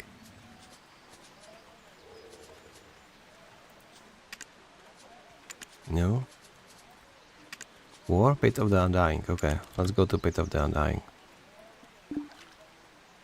So what you do there is you actually fight a couple of bosses in a sequence, and for that you're gonna get rewards, and those rewards then you can exchange for various rewards. Okay. Hey. Okay, I am at 3. So let's do that. I don't suppose I need. Hold on. Now where? It's a Great Ocean. It's Aquila's Eye. Combat Axe. Okay, I don't think you need to have this equipped. It's only when you want to do promotion quest. Actually, we'll do that later. I don't feel like doing it now. I'm just going to kill the bosses. It's whatever. But yeah, I'm taking a really short break. Once they're done.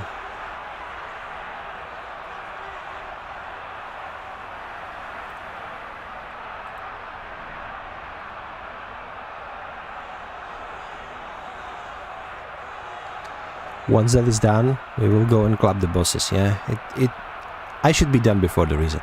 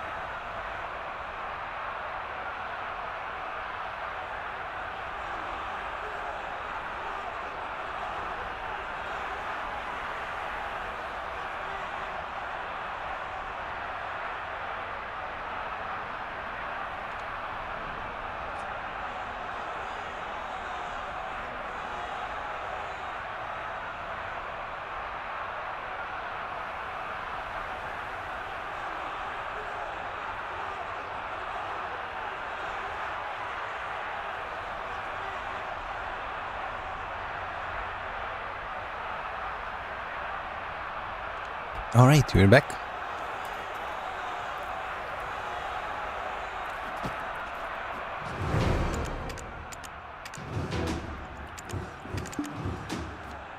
Well, that's actually... Do I have everything? I think I have everything.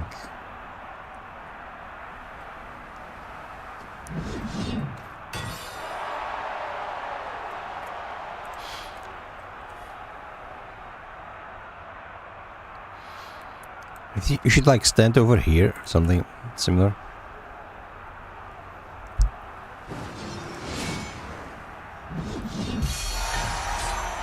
Oh my god, this guy.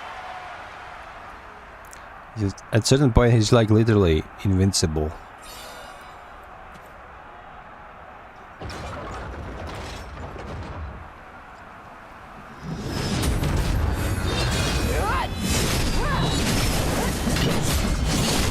Oh my god, oh, nope.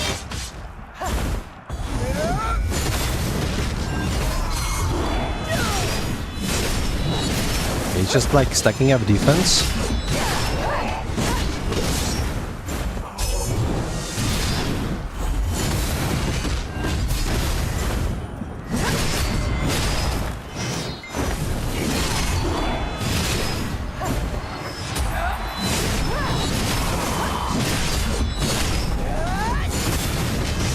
And for whatever reason, somewhere in the middle of the fight, he just starts being vulnerable.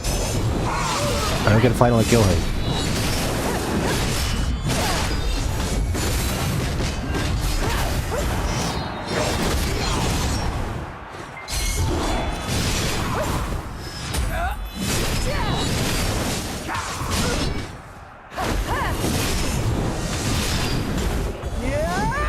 Inputs are making this so much easier now.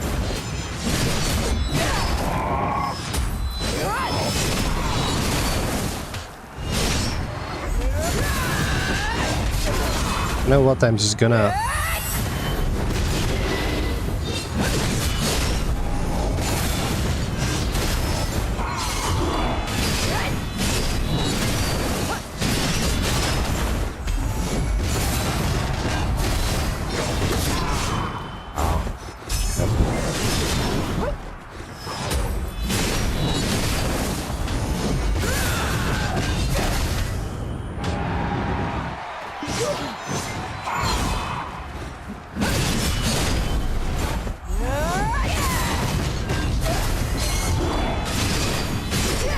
Now, I could just finish him straight up.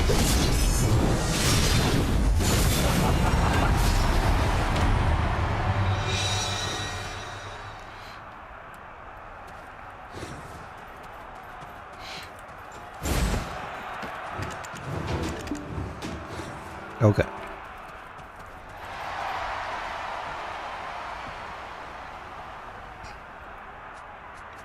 I think we can actually try. If I go to the Great Ocean and pick these up, then I should be able to eventually just equip this and try promotion after I will just do my daily fight first.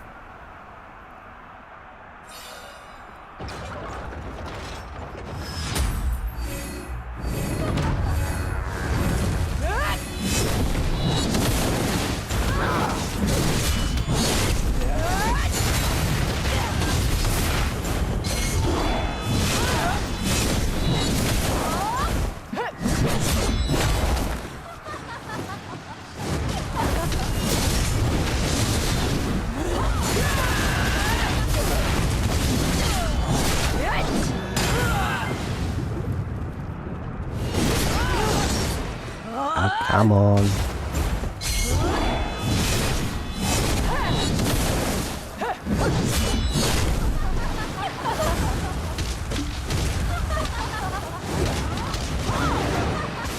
Can we just chill, ladies, for a second here?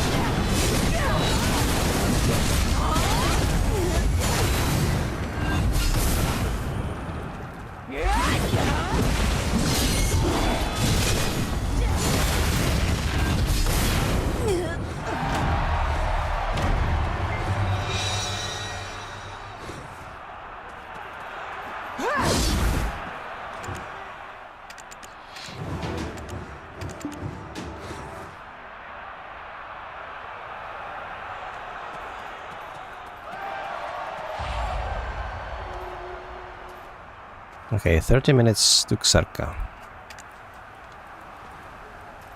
I think it's when the game resets. Oh my god, this guy. It's like...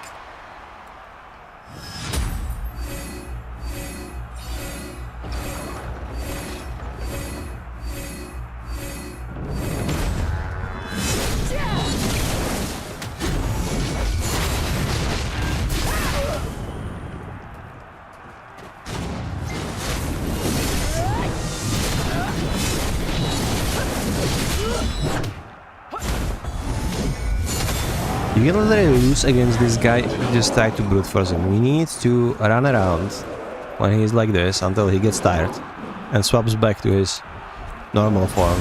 That's about it. So what you do is you just essentially just jogging and not letting him hit you.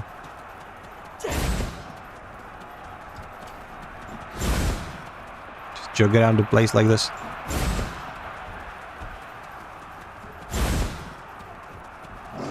Ouch. Yeah. Now he swaps back.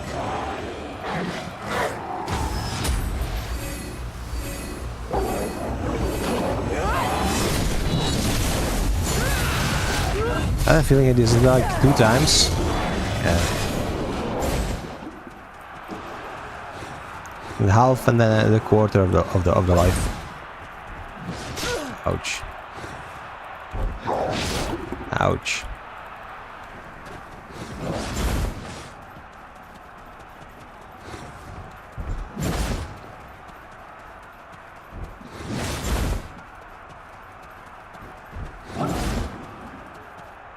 Okay.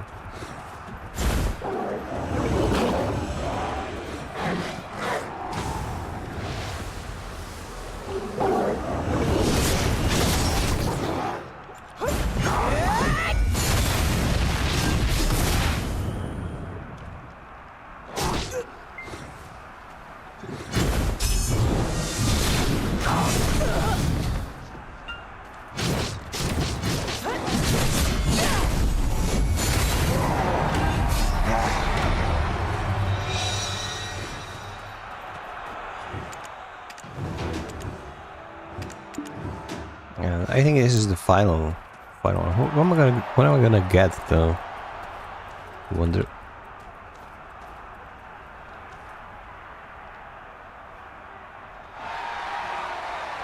Like, the more you level up, the more you're actually expanding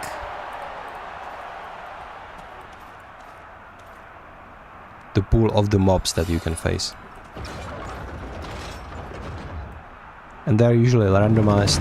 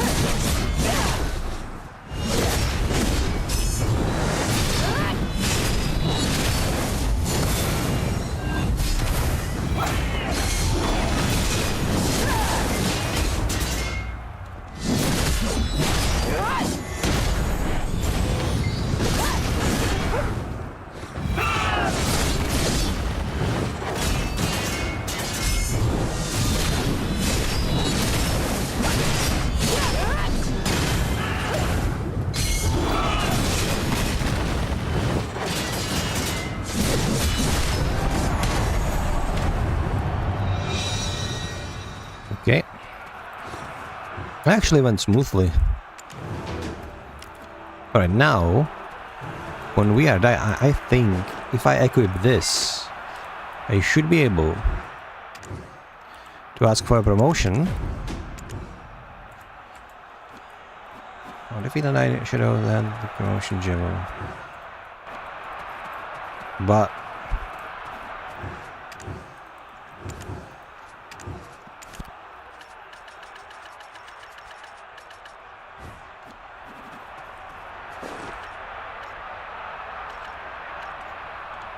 defeat the undying shadows at hand and hand over Crow's Black Jewel 130.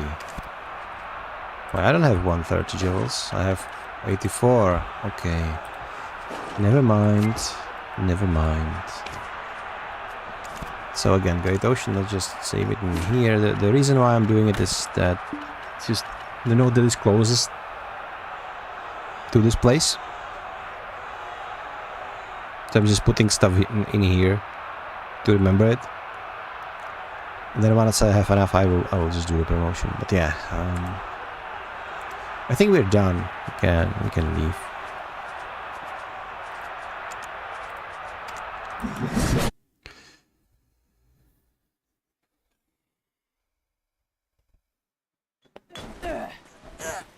Okay.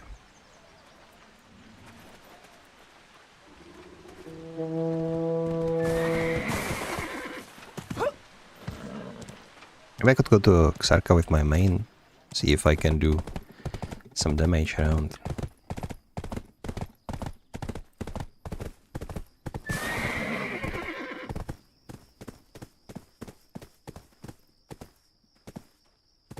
Yeah, I think I might do just that. So hold on. Let's go to Kamasilvia too. We can just enjoy the ride to Xarka.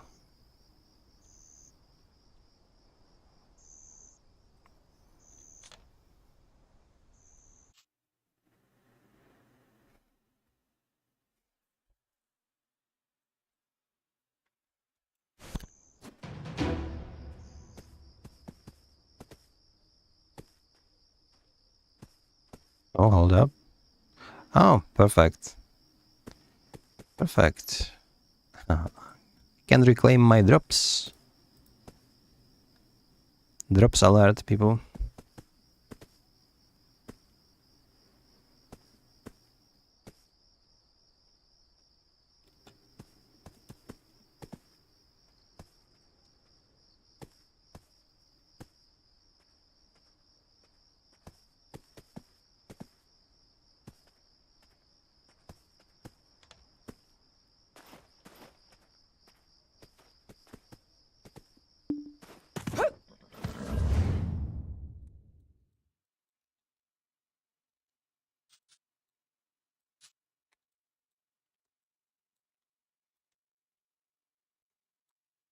I remember that before Dragon release, this felt literally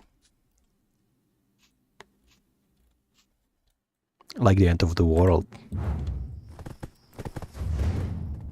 And now look at this. So much land.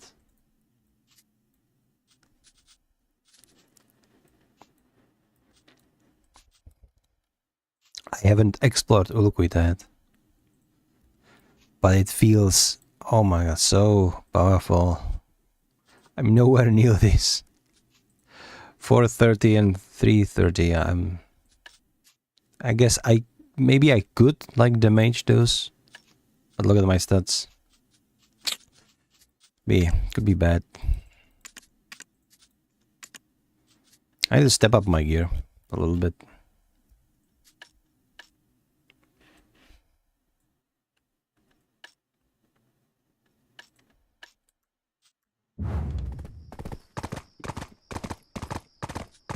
Let's check marketplace real quick.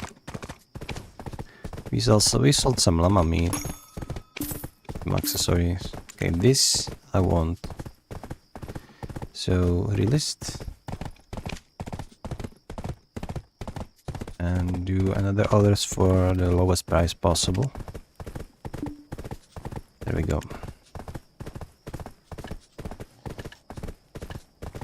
should probably move this to a storage somewhere.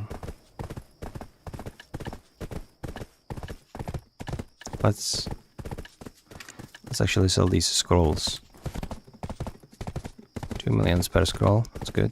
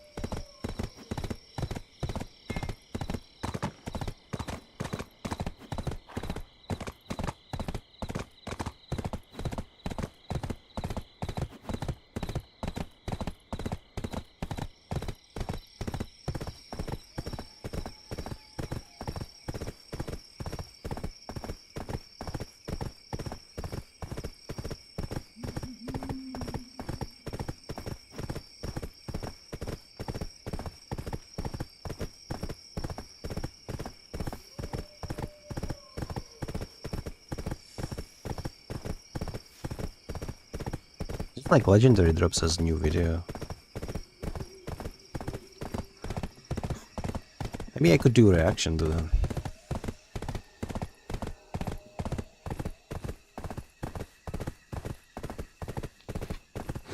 Because he usually he's a little bit on the rumble side, like he's always like speaking in that anger manner, but that's like his thing, yeah. But he usually has very grounded opinions about that stuff, and I resonate a lot with a lot of things he's saying.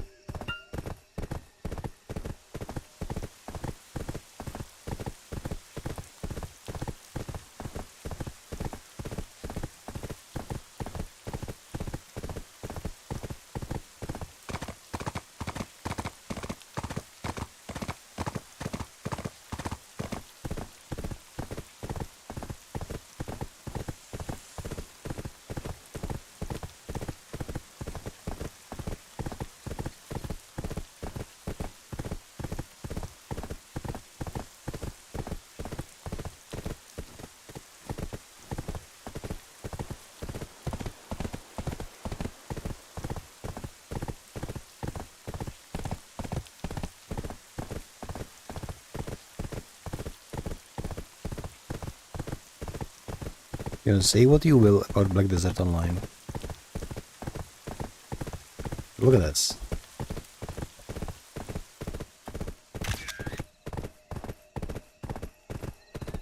Anytime you can just hide UI, take a screenshot, unless you're doing some stupid like looking through textures shenanigans, it's a great cinematic shot. Every single time. The game looks good. Like the game looking good and the great combat, just two gimmicks that is carrying video for 10 years straight. I just will continue doing so. As long as another game that has the looks and the good combat and does the rest of the things well, appears. For as long, such game doesn't exist. Video will be one of the top MMOs. Now, I have high hopes for Chrono Odyssey, but it is under cacao, right? So the odds are it's going to be pay to win as hell. You know, all the gimmicks about BDO being pay to win, they're not entirely unsubstantiated, right? But that is huge. BDO, frankly speaking, is not as bad as a lot of other games of the same genre. If you compare it to Lost Ark, if you compare it to any like Genshin Impact game, no. Like most of the, especially Asian grindy MMOs, pay to win is so hard.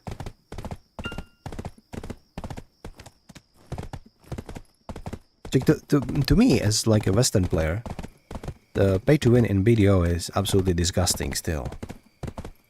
It is objectively better in majority of the games within the same sort of range. If I'm making sense. I hope I am. Wait, can I loot this? I actually can loot this. Okay, what did I get? Gold bar. Sure. Wait, chase after grave robber. Come here, you little shit.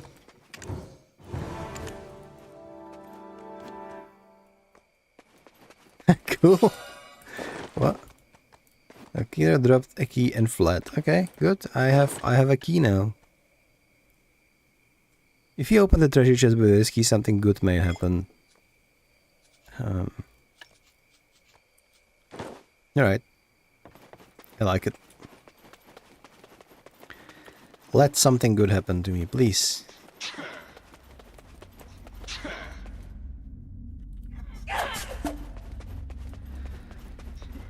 So,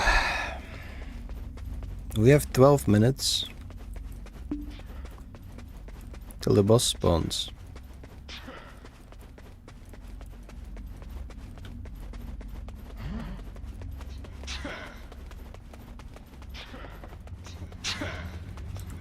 What is the voice acting of these monsters?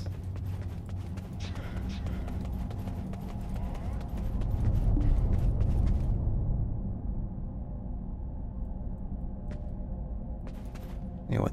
Why is there those weird, like, circles? Screw you. What is that? What is that? It's looking so ugly. Come on, guys. Okay, let's just hold up here.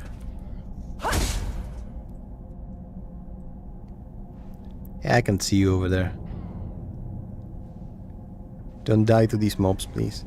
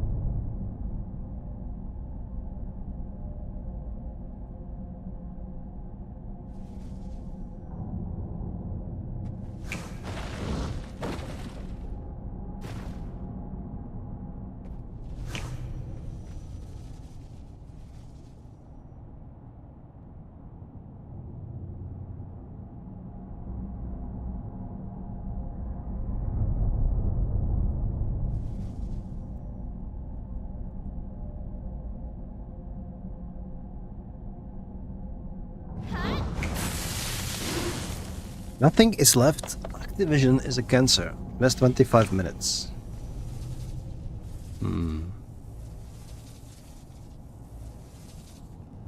My boss is going to spawn in 10 minutes.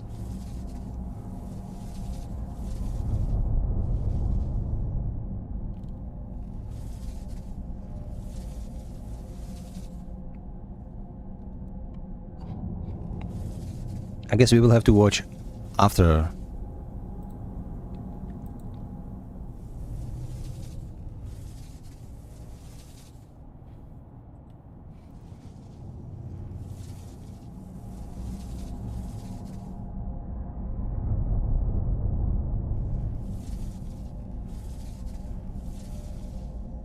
After the boss, right?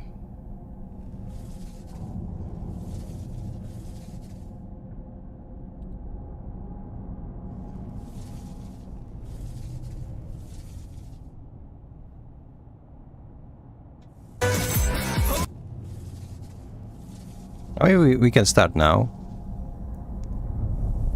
And A cancer. okay, Activision hold up. Chill. Nobody's seeing shit.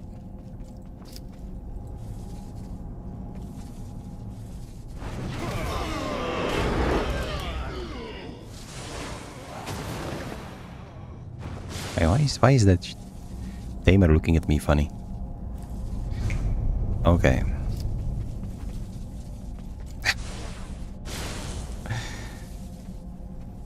What's our problem?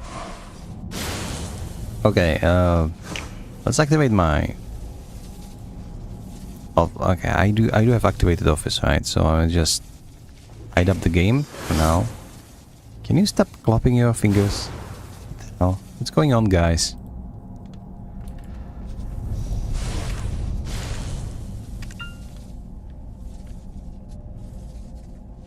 If I activate Chrome,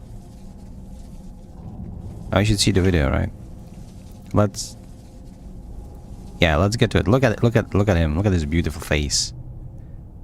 Yeah, he's already complaining, and the video is 1 second in. Let's go.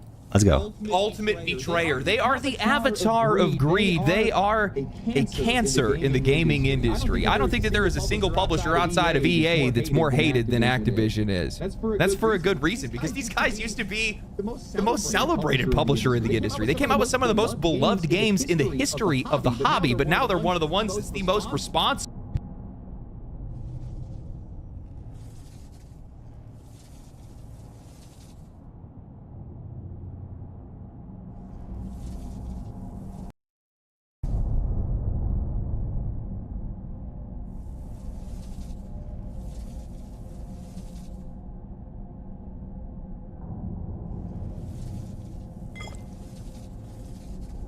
Okay, so let me take my headphones. Yeah.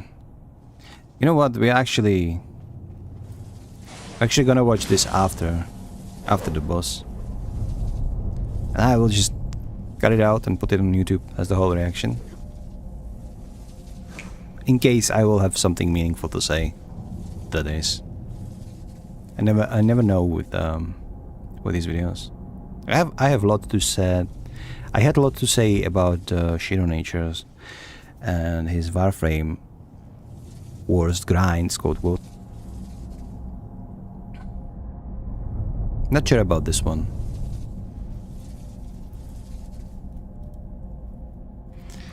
So anyway, let me put the game back.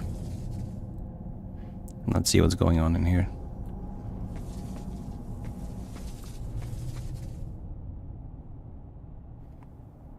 The boss is still sleeping, eh? What is this? It's like a summon?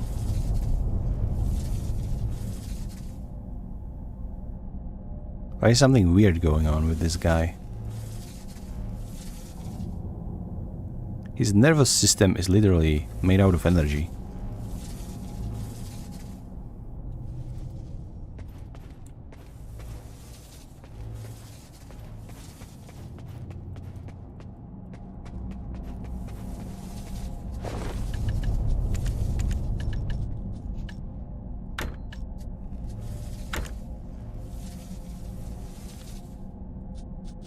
So, do I have the dance now? Is it under community? Social action? Shut up. Where is the flamenco? Excuse me? Did I not get the flamenco then? Feels scummed. Oh, it's here.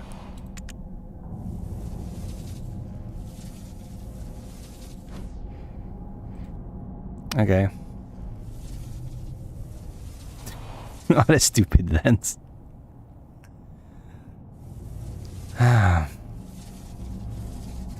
One of the people were asking Perlabis to implement dances into the video for like years. What they do is they implement dances as pay to win, like as a paid feature into the cash shop per character. I only have this one because we got them for free. I know the worst part is that I have such a huge Stockholm syndrome.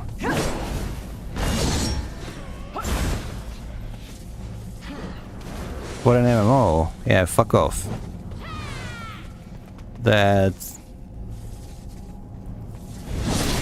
I would even be inclined to buy it if it was per account, but I'm not buying it. You know, per character, it's too much even for me.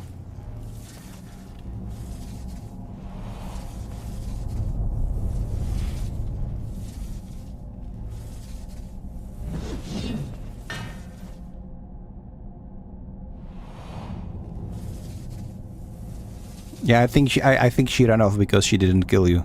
She didn't one-shot you. So she got scared. Like a little bitch.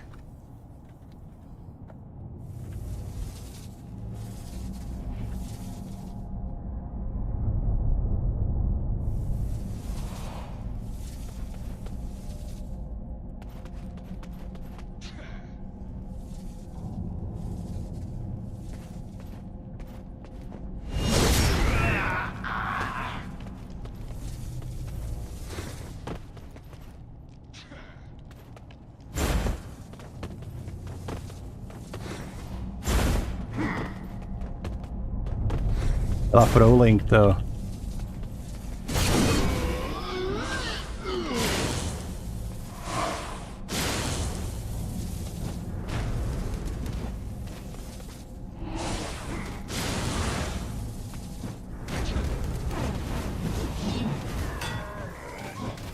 So, Black Crusaders. Just like our guild, the Black Crusaders are from Czechia, I think. I remember the ad for this guild. They are recruiting and stuff.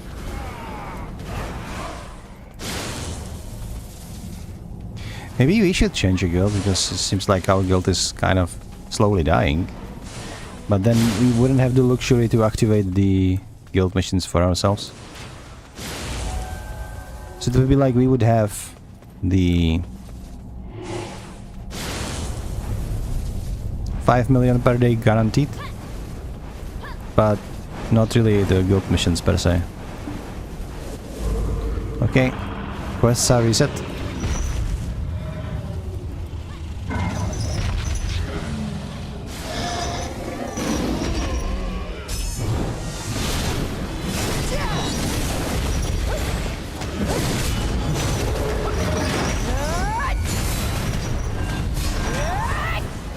Holy shit. Giga spell.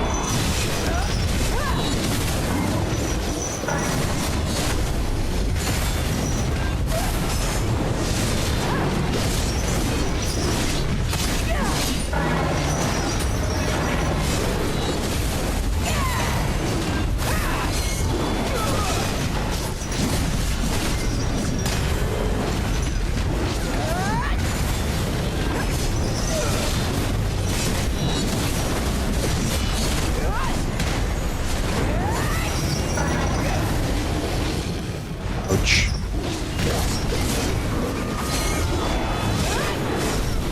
Okay, run.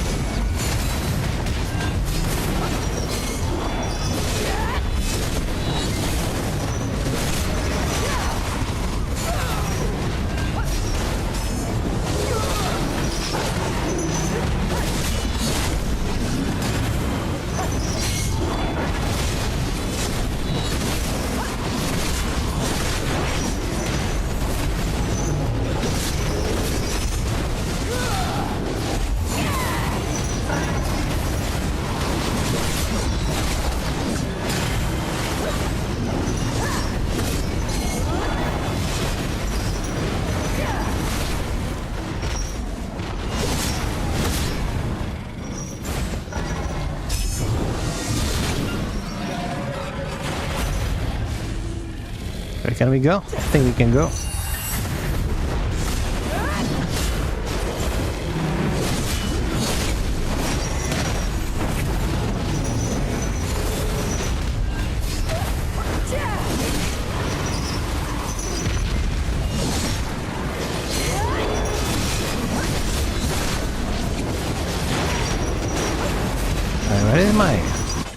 Where did my black spirit skill go? Yeah, it should be here.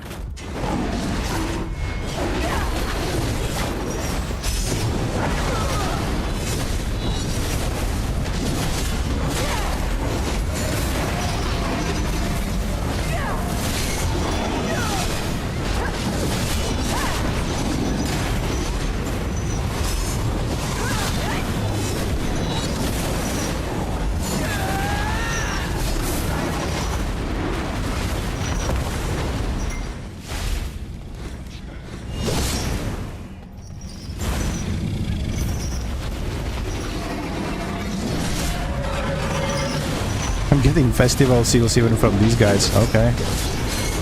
Don't mind if I do.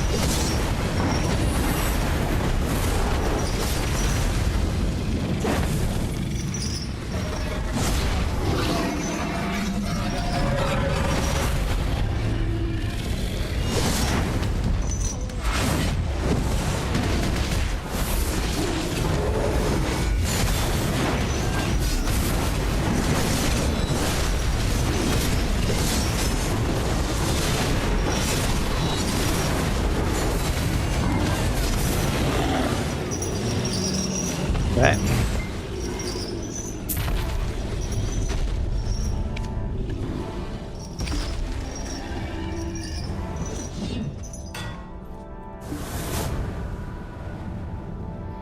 I'm not sure if I got something good. Watch out in case that little weasel gets some ideas.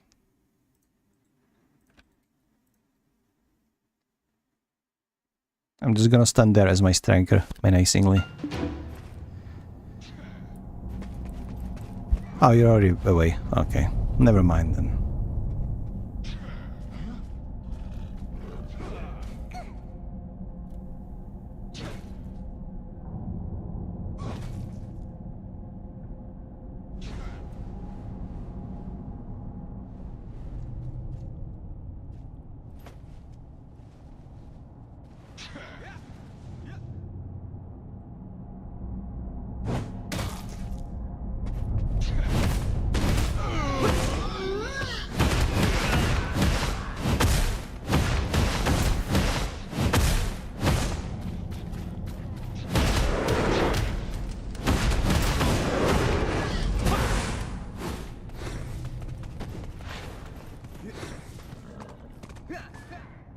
Okay.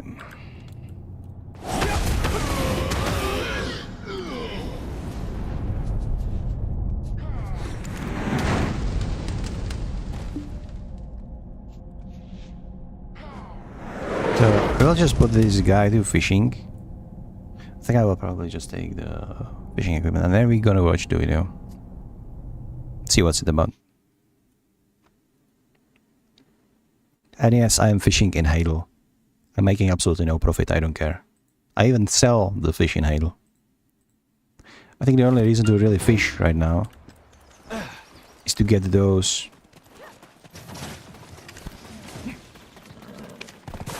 Okay, what did she get? Something to write home about? Not really. No. must have done not as much damage as I thought I did. Well, what can I say? Some people are simply more proficient in the game than me. It happens quite often, actually. So we do have fishing artifact on? No, it's cooking. Well, we can actually... Alright. Do I have any fishing gear, by the way? Fishing. Here it is. Mastery. Fishing experience. Oh. Yeah. We'll do that after. First. So much thing to do. So much things to do. Give me, give me those boxes. Leave it with me. Okay, give me the boxes.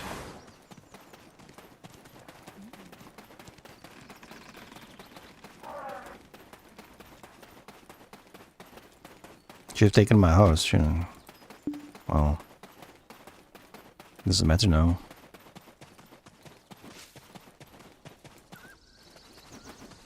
Blinding light. I'm avoiding sunlight actively in real life. I still get blinded by the light in the video game. God damn it, look at this. Ah! My eyes hurt.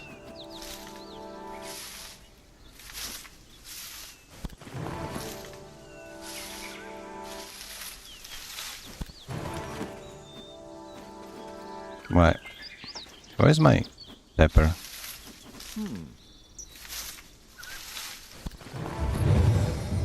No.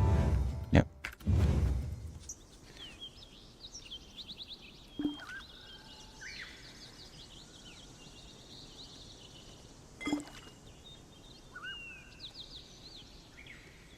Hello mate, love your streaming.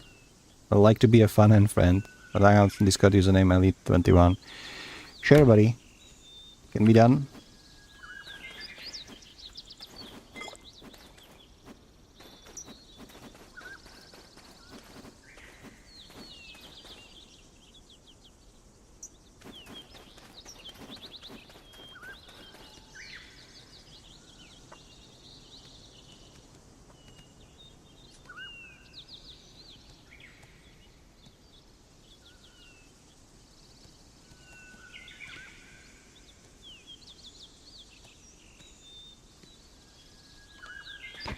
Can be arranged. Anyway.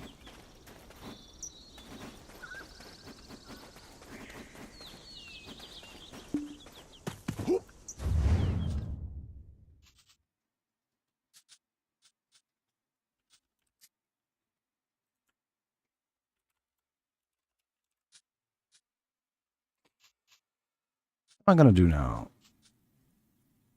Fishing. Yeah, cooking boxes. Right. I always get lost in these activities. Well,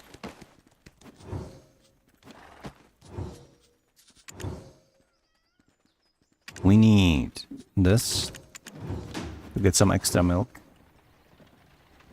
This is the territory of the Lord. Why are you here? The fuck up, dude.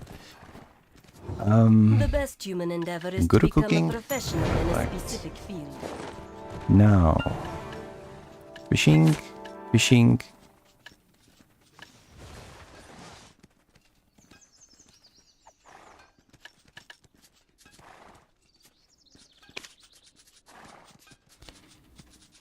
Hunting, fishing, trading. I wanted fishing, right?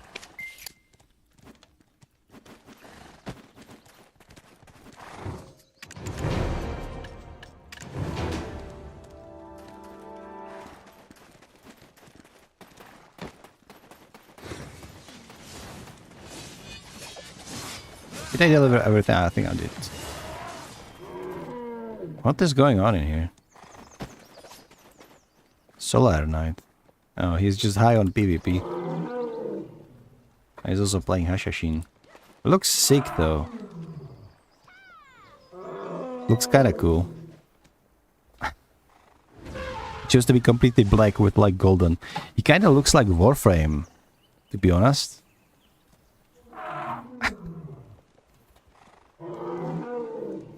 Can you imagine playing Warframe in video? They would obliterate everything. Get some primary crystal which you need to make upgrade gems for Sovereign for the new boss. Yeah, I need to unlock those new bosses for me. Alright.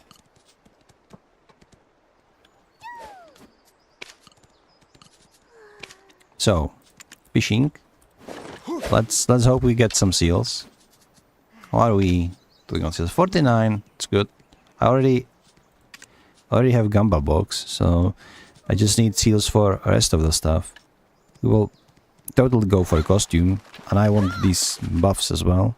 There's money process fuel, by the way, in here, which is that one that you need for those for that single item. So they're just doing little handouts. Okay, so let's do this.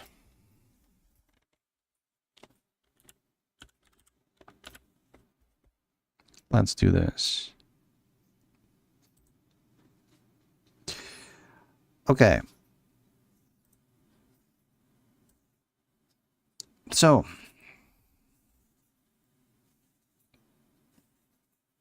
Activision. Yeah, Activision. Got it. So this is Activision. This video is titled "Activision is a Cancer." Okay. It's from Legendary Drops, so he's pretty well-known persona. And he usually have these sort of like angry, rambling kind of videos. Like completely dunking on various like AAA companies and corporations, etc. Because frankly, who wouldn't? Like they are doing pretty good job of dunking every gaming franchise we love to the very bottom of the barrel. So they probably deserve it. And he's always so happy when like game like Kingdom Come Deliverance 2 or Clair Obscure Expedition 33 just come out and are absolute gems. And all of those companies and their like suits are losing their heads over it. And then it gets translated to like the corrupted journals who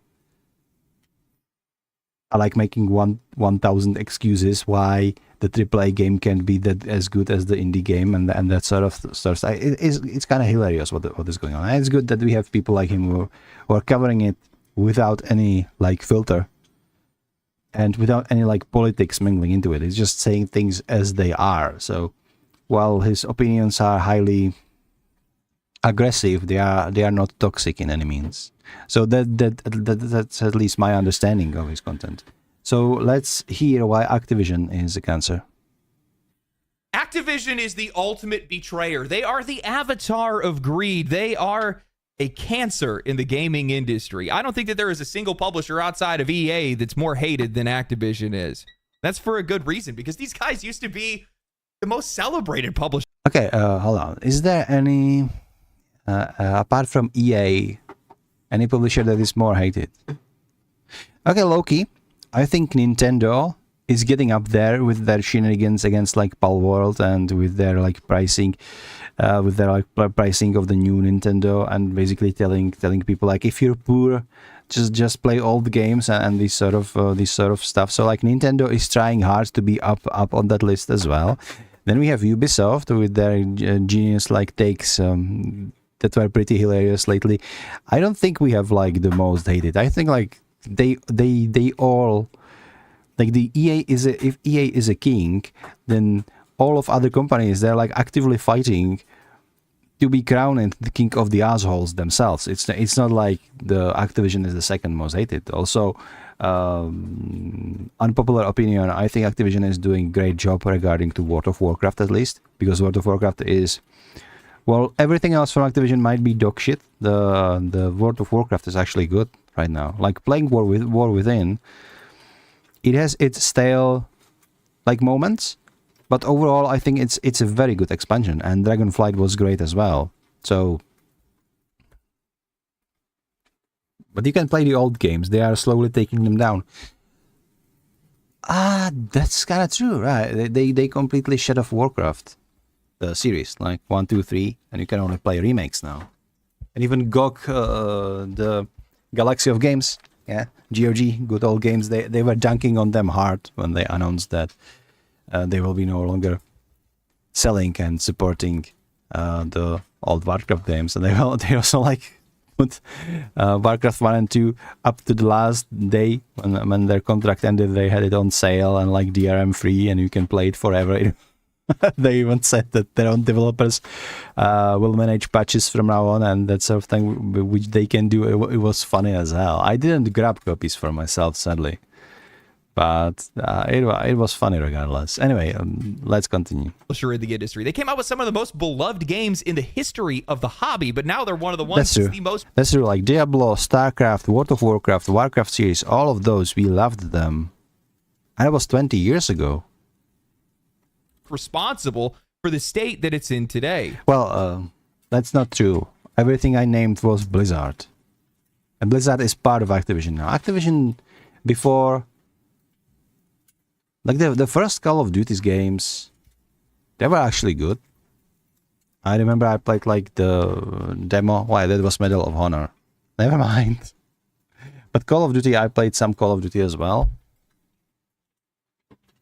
As a teenager, it was almost 20 years ago as well. I think it was like the second one. And yeah, these were like good. We loved them. Even though I stopped having interest in most Call of Duty and Medal of Honor again, these series of games, I was like, there's like only that much of shooting Nazis that I can like take. It's I have nothing against shooting Nazis on the one hand. On the other hand, is like they looked all the same. Like the one looked exactly like the other. So in the end, it was like, maybe just tone down on these. And then I didn't even know that like Call of Duty has like Modern Warfare and all of these new spins off. Some of them were like the modern world, some of them were even science fiction world. I didn't really care because I lost interest in Call of Duty. And if people enjoy Call of Duty, great. But I know that the first ones, they were really, really good. Honestly, I don't even know what is in the Activision portfolio in the past. But I'm pretty sure I played a lot of their games, because I played a lot of games back in the day. Not to say that I'm not playing a lot of games nowadays, but like I do have a memory. I have a lot of finished games throughout the course of my life, yeah. As a millennial, you tend to like I started gaming very early in like the early 90s, so I remember like the gems like Eye of Beholder 1 and 2, original Prince of Persia, and I don't mean like the original Sense of Time, I mean literally original 2D Prince of Persia, which was like the pivot in like motion capture, and beach volleyball, those old racing games, like you have the Formulas 1, racing cars, you had motorcycles, this sort of stuff. Tom and Jerry, all of these were like best. And maybe one of those were from Activision, I don't even know. I think those sports games might have been. But I'm not sure. Take me with a grain of salt, okay? They are arguably the best example of a company and a selection of studios that continues to release games at a lower and lower quality, ignoring their audiences at every single turn and paywalling every aspect of their games. Instead of trying to provide quality or value, no. They would much rather invest their time. Okay, I'm sorry, Legendary Drops. I need to pause you there. I just want to say, I just saw your cat prowling through that corridor. I think he or she are absolutely adorable. I have 3 cats of my own, so I can always appreciate good, like, cat in the frame. And their resources into finding more ways to manipulate their players, to put them at a disadvantage in hopes that they spend more money. That is the only thing that they care about. Was it like the Ricotello? Wasn't he like a member of the Activision board when he wanted to charge people for new magazines or new lives whenever they get shot? I think it was like ammunition. Out of ammunition, give us $2 and you can reload for free during the match, even if you have nothing. It was so ridiculous. But that fucking moron really wanted to push that in. He didn't even understand what kind of PR shit show he would cause if he would force developers to implement this.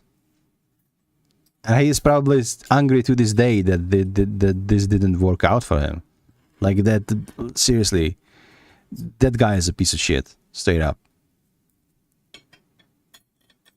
How is he even still have a job as like a CEO of one of the company? Like I hope he just fucked off from the gaming industry and will never come back, because he's like, yeah, but it's fitting if he was working for Activision back then. Recently, they just got caught red-handed putting ads into Black Ops 6. And by the way, this isn't the first time that we've seen something like this, nor is it going to be the last time that we're going to be seeing it, because we live in a world where they need to chase never-ending increasing profits. And I think over the next couple of years, we're going to see some major shifts in how these games are monetized. Yeah, I think that is true. But ever-increasing profit, like manageable ever-increasing profit, it's a myth. You cannot sustain this. Even if it is like dream of the capitalism, you cannot sustain this. You cannot grow forever. Because your player base, and this extends not just the gaming industry, right? This extends everything in every industry. You cannot grow forever. It is unsustainable. Your customers will never have enough resources, and even if they have, they will never be willing to put all their money into your stupid products. They want your products because they want some value from those products. They want either like to be entertained if it's gaming, you know, they want their business to be better if you are selling some sort of, I don't know, project management tool or a service desk tool or whatever. They do not want to exist just as a milking cow to give money to your company.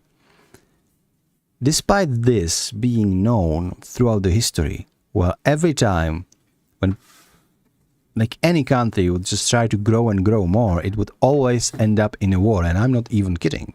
Like the whole World War II was the result of the growth of Germany being unmanageable.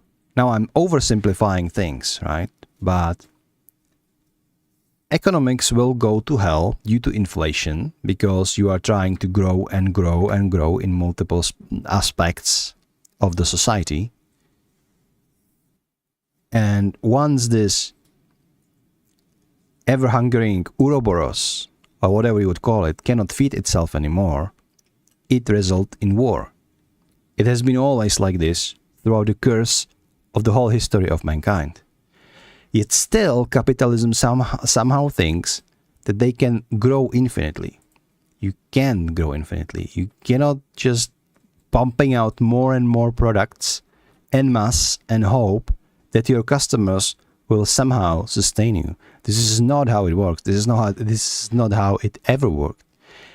Every successful company, and these huge gaming companies, you cannot consider them successful, because in the last decade, all of them are declining slowly.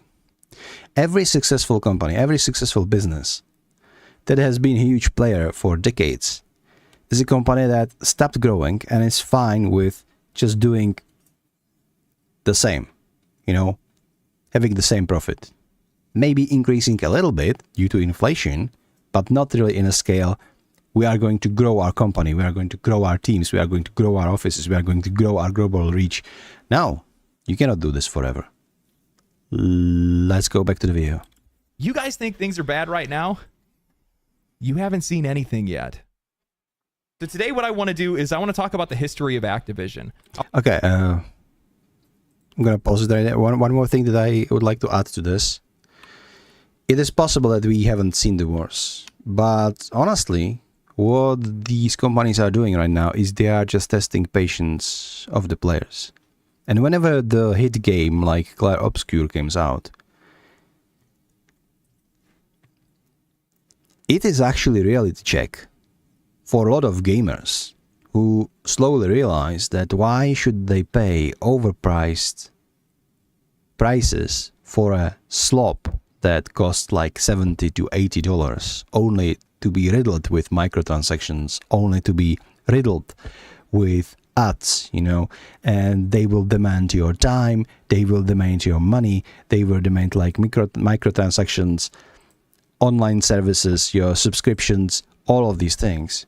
And then you have like $60-$50 games that are delivered as a whole package, like Kingdom Come Deliverance 2 or Clair Obscur Expedition 33. You buy this once, you have that shit completed on day one, and you realize you have so much fun playing that. It's ridiculous, honestly.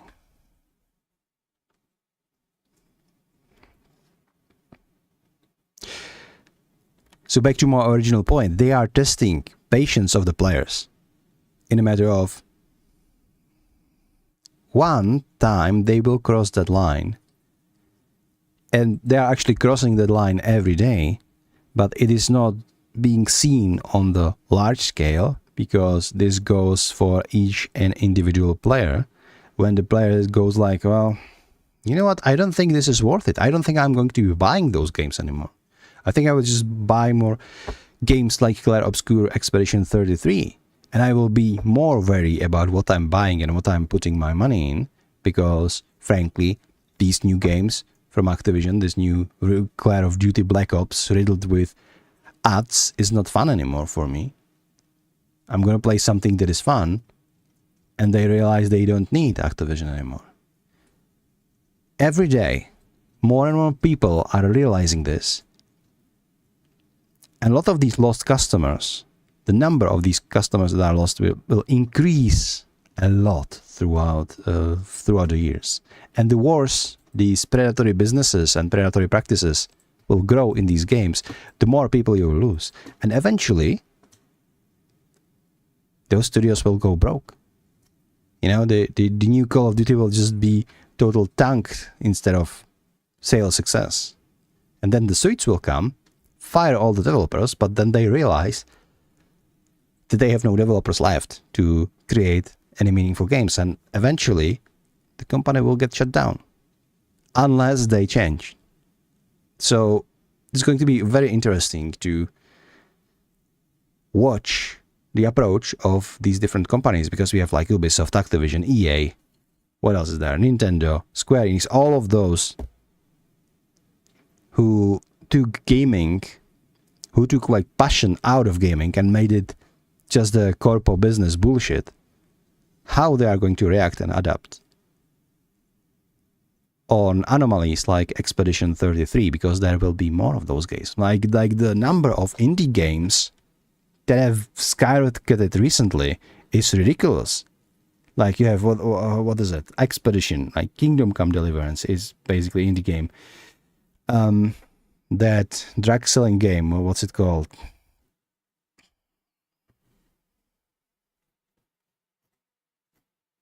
You know, that ridiculously looking, not GTA Simulator, but you are like riding on the skateboard, you know, selling marijuana to everybody, you know, through the streets, all of those things. Schedule 1 or Schedule 2, something like that, Schedule, basically. Then you have Repo, you have Lethal Company. It's absurd. You know, that Shotgun Roulette, that weird card game, Voltaro, something like that. All of those games, they are just skyrocketing prices. Baldur's Gate, it's ridiculous. I don't blame, like, or not blame, but I'm not surprised people like these games, because 20 years ago, most of the games were like this. They might have been sometimes like bugged, sometimes they were like quirky or awkward, but you could feel the passion in those games, and we were tolerating that, even despite often like features were not working or graphics wasn't top notch, because you could feel the passion, you could feel the gameplay loop that had meaning, you could feel the fun, and developers were just trying. It was passionate projects. Now it's all uniformed, it's all sanitized, and it is all just surgically prepared to pinpoint and to just prey on every player and grab every last penny that they can from its players, and now you wonder why people don't want to play your games. Really? Like how does everybody know? How everybody knows what's wrong with these games, but somehow these big studios still don't get the memo. I don't understand. I want to talk about their plans, what they just got caught doing, and I want to talk about how they've hollowed out their entire company because of their greed. More than that, I want to talk about just how ugly live service is going to get. These guys won't stop. I don't know about you guys, but Activision, for me at the very least, is probably the most painful betrayal when it comes to the games that I grew up with and what they've turned into today. Spyro the Dragon and Crash Bandicoot were some of my favorite games when I was growing up. Every single weekend, my brother and I had a tradition where we'd scavenge the house for loose change, run down to the convenience store across the block, buy some Dr. Pepper, some Flaming Hot Cheetos, some Reese's, run back to the house and just jam Tony Hawk Pro Skater 3 and... Bro, Tony Hawk, Pro Skater games, and all of the clones that came out. I remember I was playing shit out of the BMX game. These kind of like score... Excuse me, 1 second.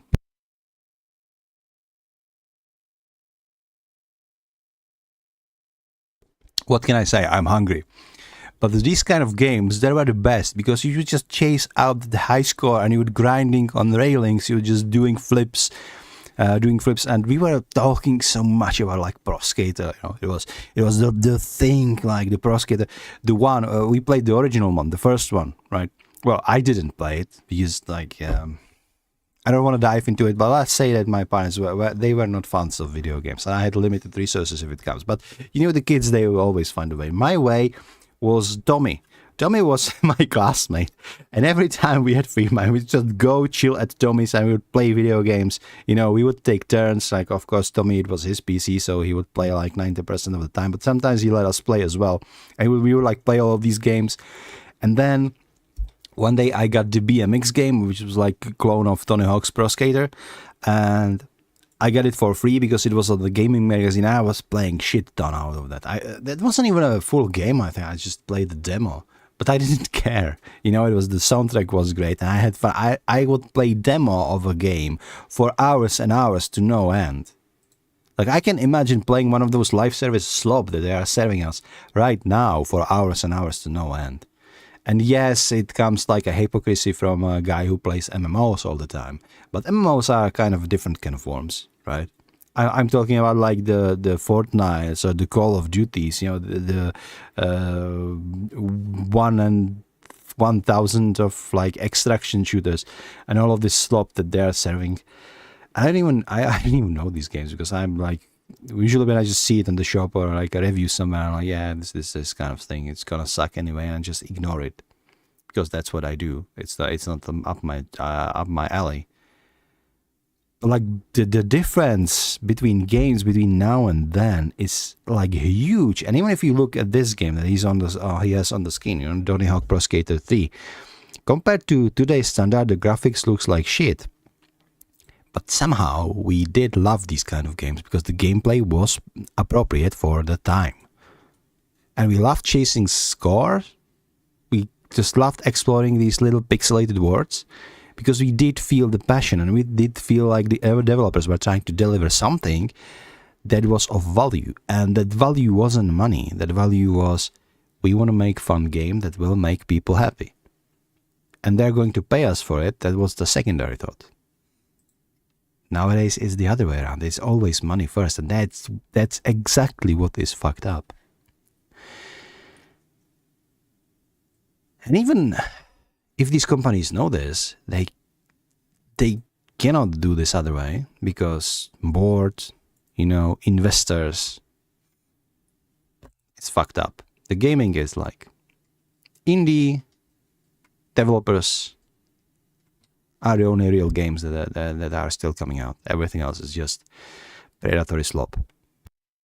Madden all day. Later then came Call of Duty 2, and that changed everything for me. That was one of the first times that I played a game online. It was also the first time that I made friends through a game online, friends that I still play with and talk to today. And then after that, then Modern Warfare dropped. Over 13 million copies sold in 2008 alone. That game didn't just dominate in sales. It became a cultural milestone. a default personality type for an entire generation of kids. It was the game. After that, we got Guitar Hero, and I don't know if this is a universal thing, but where I grew up, Guitar Hero was like the party game. It didn't matter if you knew anyone. If that plastic guitar was plugged in, you were a part of that room. People would crowd around and watch, either heckling or awestruck by your skill. It was the social equalizer at the time. I would spend hours in my basement practicing expert mode just because I wanted to be good, because I needed to show off. I mean, these weren't just games, these were landmarks, and all of them were published by Activision. Through the 2000s and into the 2010s, Activision sat at the peak of the gaming industry, and honestly, it felt like it was the peak of gaming itself, too. These were titles that helped drag gaming into the mainstream. Before this era, gaming was still something to be mocked. You were either a kid or a neckbeard, but Call of Duty... Yeah, that's also a thing. You know, all of those good memories, funnily enough, are coming to a time where you would be ashamed for being called gamer, right? You never really, and especially here in Central Europe, like we still have a lot of dinosaurs who are looking at gamers through fingers and like, why do you have this weird hobby? Can't you be normal? And then they go and blew all of their paycheck in a pub for a beer, right? And vodkas, but like back in the day, it was like, yeah, if you were lucky and you had a collective of like guys who loved playing games around you, then it was fine. But you still wouldn't go around and talking about how you are a gamer. It was looking bad, and despite all of that, we loved that. We loved gaming.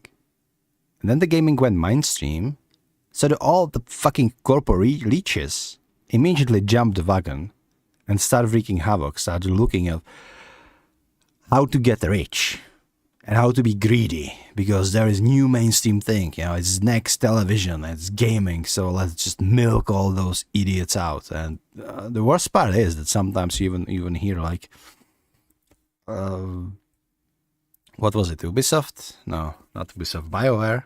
So yeah, we are going back to Activision. Like there's BioWare, right? Is BioWare under Activision? Let me see. See BioWare. No, company behind Railguard. Oh, it's EA. Okay, the same thing. So EA, right? And then you hear that you're like, well, as these caveman dwellers, losers, they will buy anything that we serve them. Like, what the fuck? And like, this has, like, how can you insult your audience to this point? Like, fuck you, EA. I'm not going to give you a penny anymore in my life. Why would I? I will rather pay for my apparel outfits in BDO with the freaking Korean developers. Because while they are shameless about their business practices as well, at least they are not trying to, act like virtue-signaling pussies. And it's just baffling to me. Like, how can pay-to-win Korean grinder game be actually more affordable and much more quality in the delivery compared to these AAA companies? Like, what the fuck? In Guitar Hero, along with a long list of other great franchises that came out from studios at the time too, changed perception. They didn't just sell, they normalized gaming. They made it cool. And as much as I hate to admit it, a lot of Activision's early success can be traced back to Bobby Kotick. The man behind everything I now despise in this industry also helped bring to life the games that I loved. When he took over in the early 90s, Activision was circling the drain. Kotick came in, he cut costs, he shifted their focus onto games and away from just making software, and rebuilt the company from the ground up. He bet on... What is actually funny? That we are living in an age where fucking Bobby Kotick is no longer considered like a villain of gaming industry. He's considered like, it was actually better when he was in charge. Because now it's worse. Like, okay. Great job. We're gonna look back at Bobby Kotick and smile. Because nothing he could brought upon our heads is as bad as it is now. How ironic is that? On big partnerships, Neversoft with Tony Hawk, Naughty Dog with Crash Bandicoot, Insomniac with Spyro. Then he moved on to acquisitions, locking down studios like Infinity Ward so he could control their IPs outright. The strategy was clear. Build lasting franchises, release consistently, and hype them up like clockwork. And it worked. Kotick saw that gaming, not film or TV, was the future, and he pushed Activision towards that front. These games were designed to be accessible but deep, something that anybody could pick up but difficult to master, packed with iconic music to make sure that they were cultural. Okay, sorry, I forgot something. Let me just pause the video. You can go give him a like if you want to. It's called Legendary Drops, but a lot of gamers probably know him. He's well-established content creator. Relatable at the time, threw in some slick marketing and built-in social experiences. These games weren't just fun, they felt cool. But let's not get it twisted, because none of this ever came from the love of the craft. This wasn't about the games themselves, it was always about the margins. Once Activision peaked, their focus shifted from making great games to extracting as much money as they possibly could from them. That's when reoccurring revenue took over, microtransactions, subscription models, games built with layered monetization baked in. That 2008 merger with them and Vivendi Games was all about acquiring Blizzard and its cash machine, World of Warcraft, which is... Well, that is true, but on the other hand, up to a certain point, before they introduced like WoW Token and Cash Shop, the World of Warcraft was actually quite reasonable model, because if you want a game where you have a lot of people playing together at all times and they can keep playing, you know, it's an MMO and you want also new content for this MMO. So these players, all of those guilds that are playing together and create friends, you know, and want to go to adventure. So they are supplied by new adventures, so they have something to do. It is reasonable to expect that there should be a subscription, and to be fair, they didn't really increase the price of the subscription that much in the years. I think they didn't even increase it at all. Like, they did eventually snuck in the other stupid predatory monetization, like the transmogrification shop, you know, and the fact that you can buy your game time for gold and buy your gold for, well, virtual game time, you know, WoW Token, these sort of things, which kind of undermined the trust that people had in World of Warcraft. But before all of this bullshit, for couple of good years, the World of Warcraft was actually very reasonable, and like having that monthly subscription, like, yeah, it was unthinkable at the time. It was like, I need to pay monthly to playing a game. It was like concept so new to me, but I can see the reasoning. Like, this is a game where they need to pay the servers, they need to pay the new content, you know, you can play with other people. It's essentially just a fee to enter the club, you know, and after all, it costs on average as like not even one, like a half of an evening that you would spend in a club or in a pub, so like for a month. So, you know, the subscription based in MMOs makes sense. Now look at the freaking New World. Like, the game is dead, but it's free, and you still have asshats who are complaining that they needed to give them another $20 for Hungry of the Earth expansion. Like, what were you expect? Like, you wanted MMO that you can play free forever, and you want it to be good? No, it's unsustainable. I digress. Was already pulling in over $1 billion a year in subs. After that, they turned to Call of Duty. In 2011, Elite launched alongside Modern Warfare 3 as a paid service with stat tracking and premium DLC access. It wasn't full-blown live service at the time, but it was their first serious test to see just how much more money they could squeeze out. Then came Destiny, releasing in 2014 under Bungie, published by Activision, and it was a live service game from day one. Expansions, seasonal updates, You know what I find ironic? I consider Destiny a young game. It has been 11 years. I'm fucking old, man. cosmetic stores, time-gated content, and it worked. Destiny didn't just make money, it trained players to expect and accept this model. By 2016, this strategy had already paid off. Activision Blizzard's value had tripled by then, with analysts pointing directly to their shift towards live service. World of Warcraft was still printing cash, Destiny was stable, the model was locked in.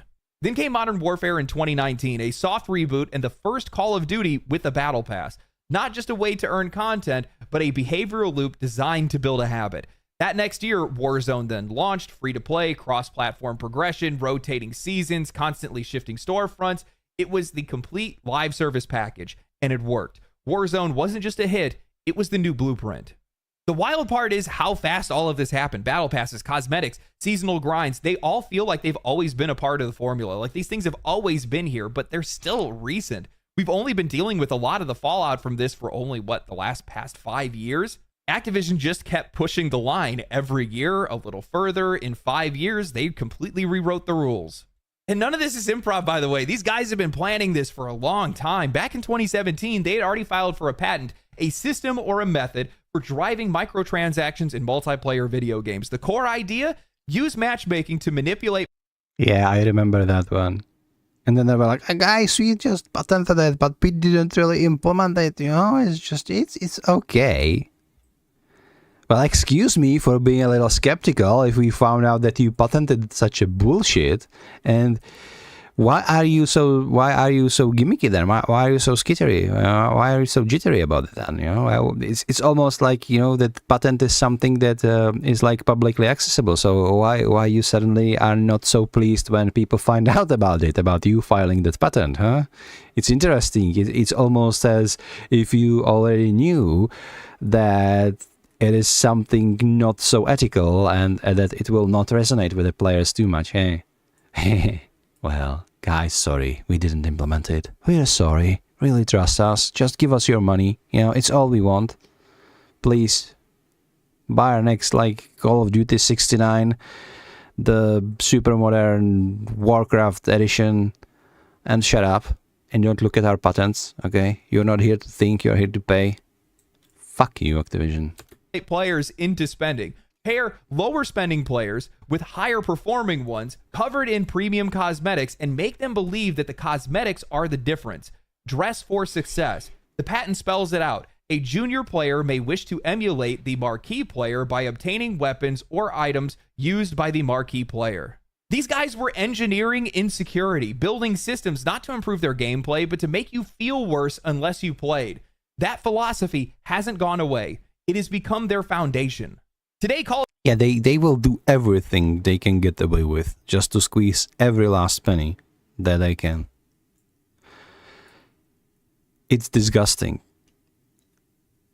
But it's as I said on the beginning of this reaction, you cannot expect infinite growth. You cannot expect your player base to not be fed up with you. And you cannot how are you surprised that indie games are performing better than your shit show designed to milking money? Of course they do perform better because indie games are designed with the game first. You design a game for players to enjoy. That should be game design philosophy. You flip the script, you got away with it because of momentum, because once you were successful companies, you built out momentum, people trusted you, and people think that since you are delivering good games now, you will be delivering good games in the future. But that momentum is falling off with ever predatory, monetized slop you release. You are essentially putting blockages on your own racetrack, and then you are surprised you are not finishing on the first place. It's so easy to grasp. And nothing your PR team, nothing your social engineering can do to reverse this. People hate all of you now. Your players, your loyal fans now hate you and meme on you. How are you still in business? I don't know. I don't know. But it is good to see that there is decline. And there will continue to be decline because even the most dumbest, the thickest skilled player in the universe will get fed up eventually. And will stop buying your bullshit. Call of Duty has battle passes stacked on top of battle passes. In some cases, their battle passes have battle passes. Microtransactions that cost more than the game itself. Wait, what? Battle passes that have battle passes. So you need to buy battle pass to get a dog. We heard you like battle passes. So we put battle pass in your battle pass so you can battle pass. Why are you battle pass? Thumbs up. Activision approved. Yeah. Inch of content has been carved out and sold back to you. Just last month, leaks revealed that they are planning on locking limited time modes behind battle passes, literally time gating and paywalling playable content. No. That trend has continued, and just recently, Activision got caught. You know, every time I hear about such bullshit, I'm like, yes, please do this, please, please, please, because I'm a gremlin and I want to see all the outrage. And like all of the videos on YouTube, like everybody is complaining about it and dunking on the corporation even more because it's fun as hell to watch. I'm not going to play it, but please implement these wonderful changes and wonderful new like time gating systems and monetize systems that you developed in your infinite wisdom. Please do. I can't wait. Testing in-game advertisements inside of Call of Duty Black Ops 6. According to a PC Gamer report by Ellie Gold, players noticed bundle promotions embedded directly into the weapon select menu. The feature was quietly removed after backlash, with Activision claiming it was a UI feature test. Yeah, UI feature test where you were testing how much more you can monetize your game. That was the test actually. You know what they should do? They should actually implement things like I don't know, like wraps for carpal tunnels and like ointment for hemorrhoids, because this is for your target audience. But like, you know, you are acting like the gamers are cave-dwelling trolls, so you might as well just embrace this, you know, and just advertise the products, you know, make partnership with like with some fitfluencer, you know, how to lose fat fast if you are a gamer and that sort of stuff. I even found out a channel where it's like a guy who's selling HEMA curses for gamers, and he specifically said it's for gamers. It's only for longsword because he doesn't do anything else, but it's for like HEMA curses for gamers. And he also say how he despises gamers. So I think that would be ideal partner for these corporations. Fucking hell. That went live by mistake. Of course, the players didn't buy it. One Reddit user pointed out that the game has already raised its price of its premium Black Cell Pass, which I think is... Oh yeah, by the way, we are paying. So you need to pay them like $60 or no? Who am I kidding? Now it's like $70 to $80 for a game. Then like another $40 for the season pass, so you can get all of the DLCs, and then you need to like subscribe for your battle pass. And all of that, so you can see advertisements on your screen in your UI feature test. That's I think yeah, you know what, yeah, where can I sign up? The second battle pass that's inside of the game without fixing any of their long-standing bugs. So seeing an ad placement take priority only adds further insult. Others had said if this is a free-to-play game like Warzone, then maybe it would be expected, but Black Ops 6 is a fully priced release. One commenter called it pathetic, comparing it to a desperate mobile game constantly begging for more cash. The writer then goes on to say, even if this was an honest mistake, the fact that Activision was running a test like this clearly means that ads as a feature is something it feels worth trying out, and that is at least being talked about. They went on to bring up other controversies, like how they recently charged $90 for a Teenage Mutant Ninja Turtles bundle and $28 for Squid Game skins that completely missed the point of the show.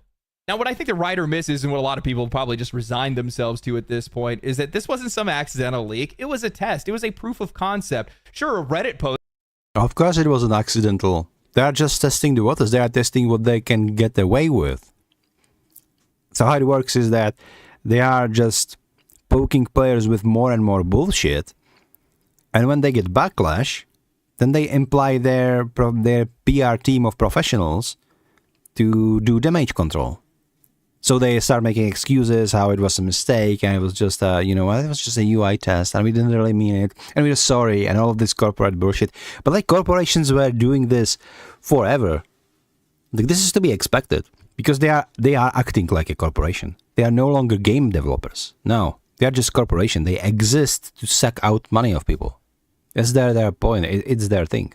Post got 1,000 upvotes. Ooh, big deal. Activision was tracking something else entirely. How many people clicked on that ad in the loadout screen? That's the real metric here. This wasn't some placeholder code. These guys paid developers to build that UI, design that asset, and then wire it into the game. That is not a glitch. That's a roadmap.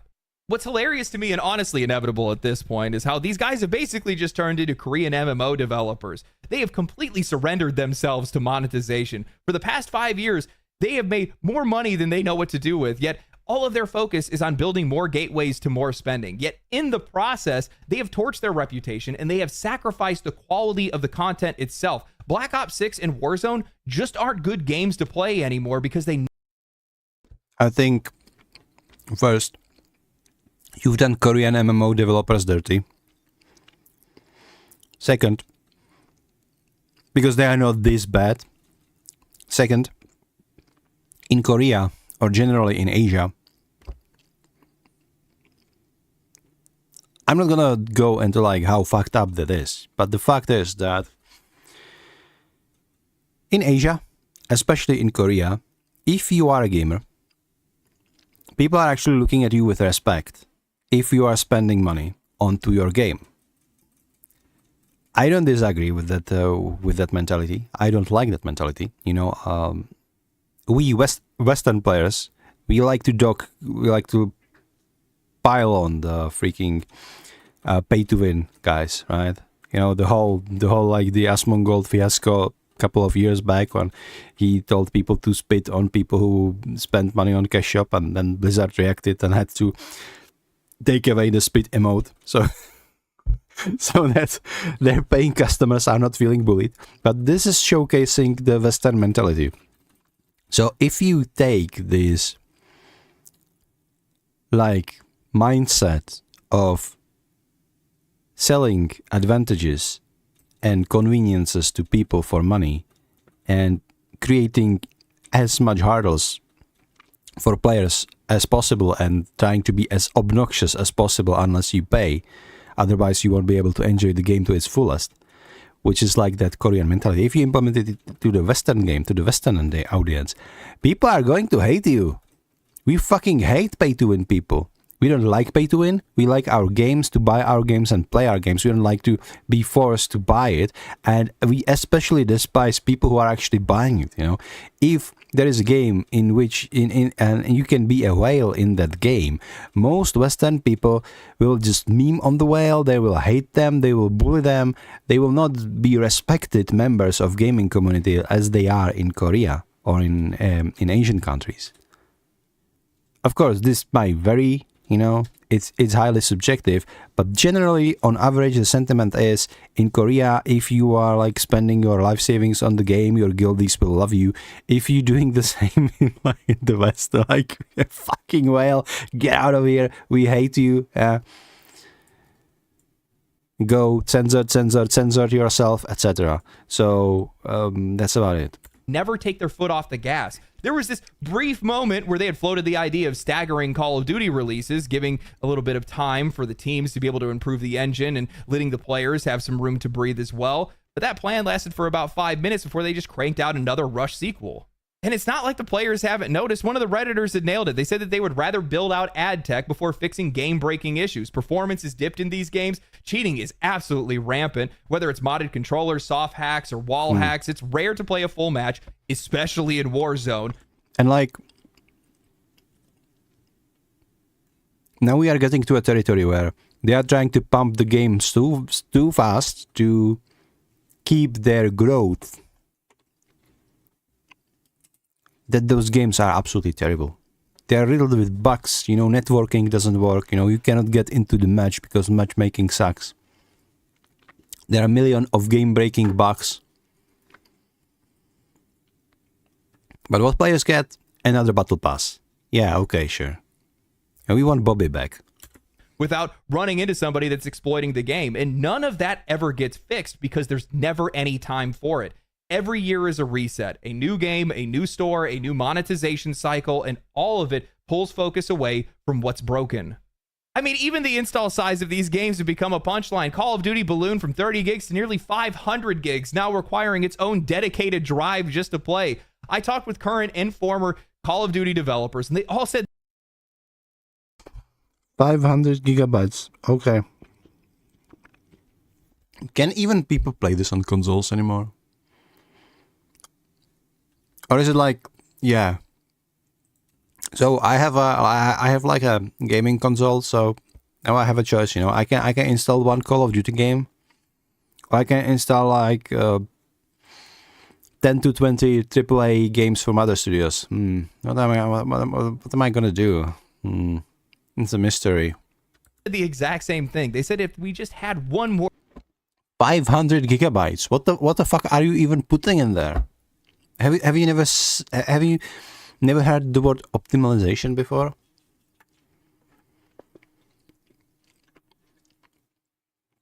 It's baffling to me because I came from an age where you could cram like 10 games on a fucking floppy disk that was like about 1 megabyte huge. 10 games and good games for that regard. What the fuck are you doing? Don't tell me that you need. Who needs half a tera for a fucking game? Like, there is no excuse. It's just pure laziness and incompetence. Over 100 is enough. Yeah.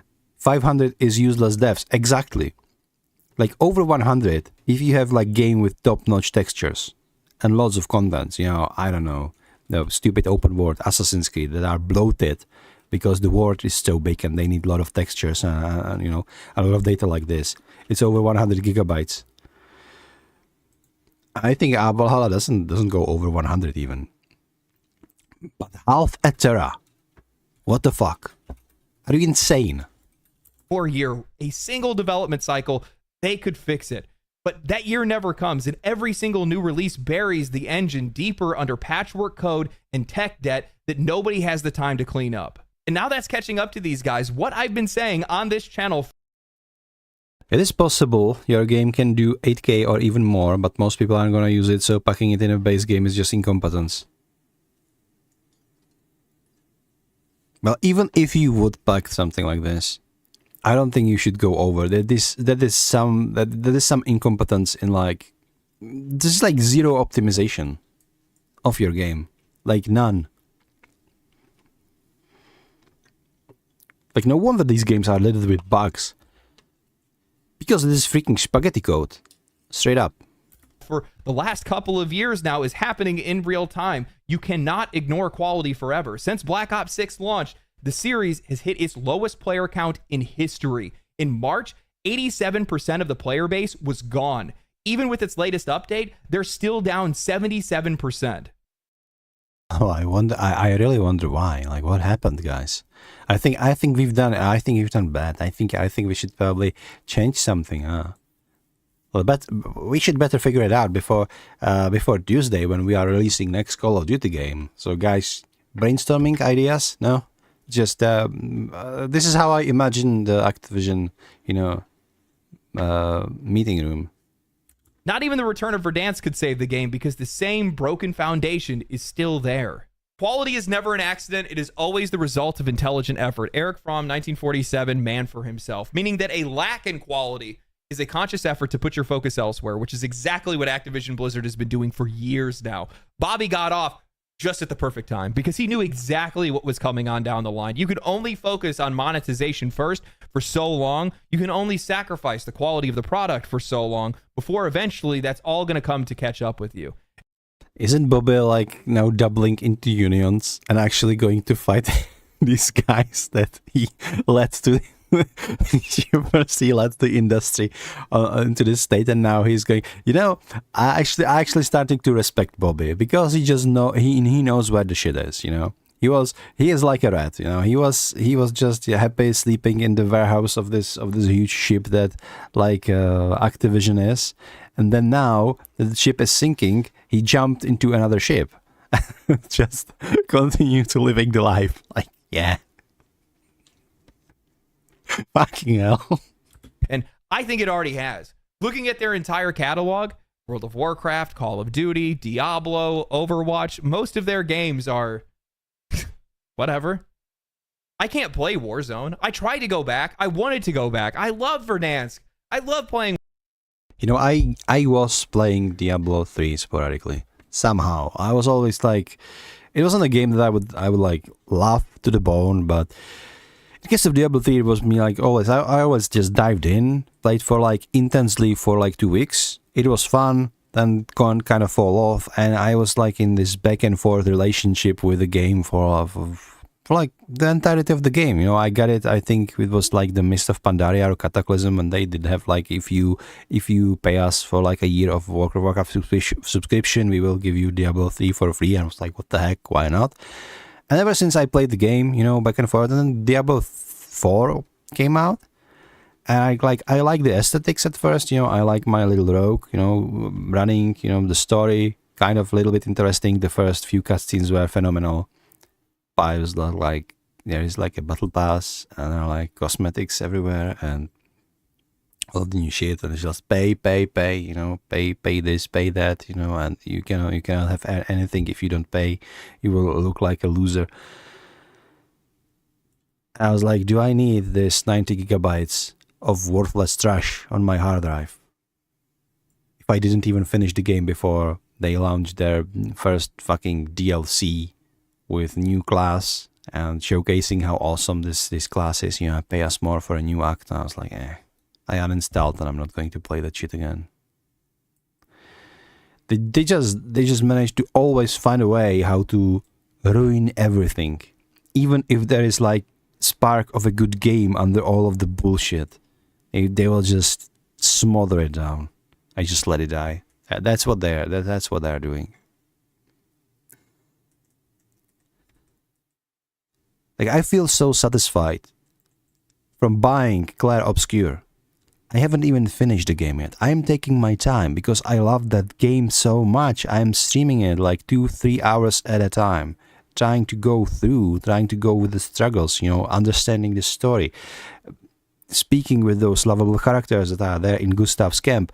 All of the, and I don't even play turn-based games, but that game is just such a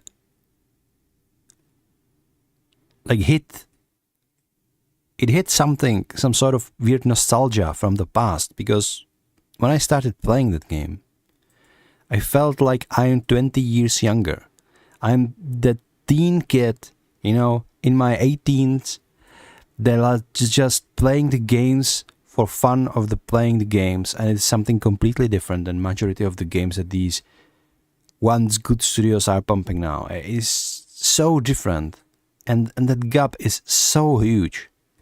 Same with Baldur's Gate 3, by the way. But not even Baldur's Gate 3 made me want to play turn-based combat game. Expedition 33 did. And that is saying something. Warzone with the boys. But the minute that I hop back into the game, whether it was the quality of the game or the monetization of it, there was just no way. I got to put 20 to 30 hours into it just to be able to grind weapons and perks, to be able to be viable in Warzone. Then while I'm doing that, I'm noticing that people are running around in pay-to-win skins, and they're blending into the environment. On top of that, a couple of the matches that I got into, the two that I actually tried for Warzone, immediately got hacked on the minute that I dropped in. No, dude. Well, you need to pay, dude. You need to shape up. Like, who do you think you are? You think you can just go in without any pay-to-win skins and start winning games? Give them $100 first. Maybe you will win some. What are you doing, dude? I'm not giving you my time or my money. Thank you for the review copy of Black Ops 6, by the way. I never thanked you guys for that. I appreciate it. Fix your game. Oh my god. You know, I've always heard people say that Call of Duty... He will never get any copy ever again from them. Just for this.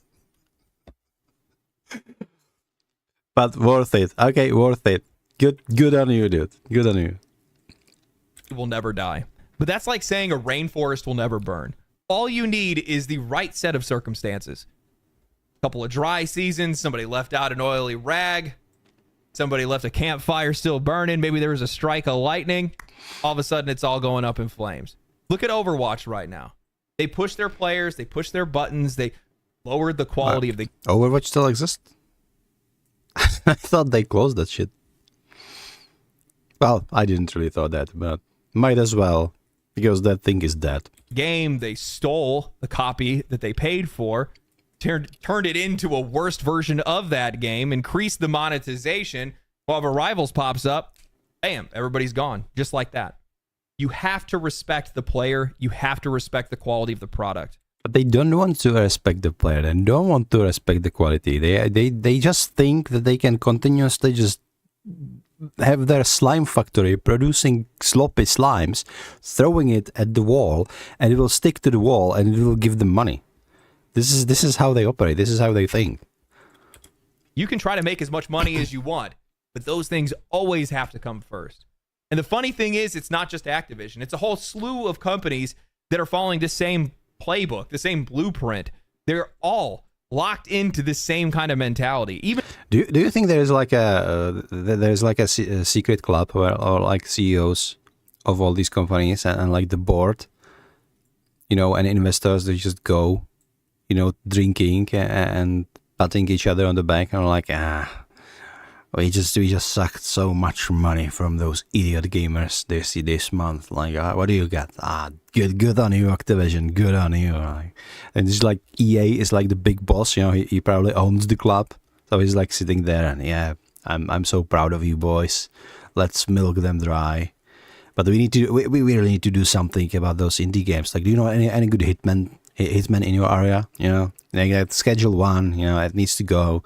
And Ubisoft, what the fuck is that with like your developers leaving and actually making quality games? This needs to stop. Put them on short leash or something.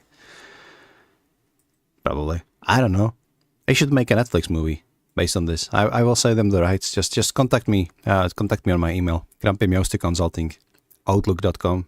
Even with seeing players leaving their games, even with seeing new competition springing up, even with indie games turning people's heads, these guys, their entire mindset is monetization. It's manipulation.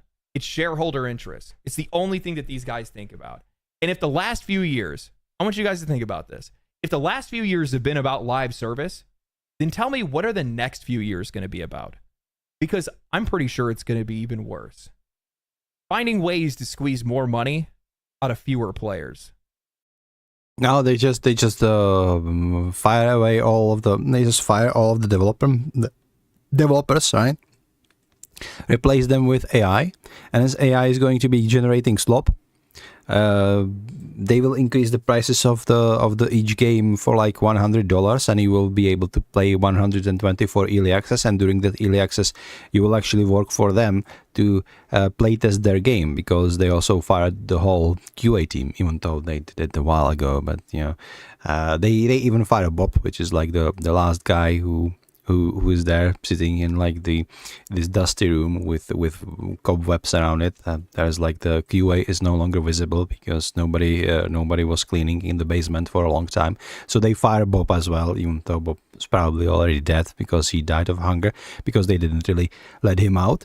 So now the players will be their beta testers and play testers, and basically working for them as a QA, and they will turn all of the tickets with bugs to prompt to their chat GPT to generate them more code. That's what's gonna happen.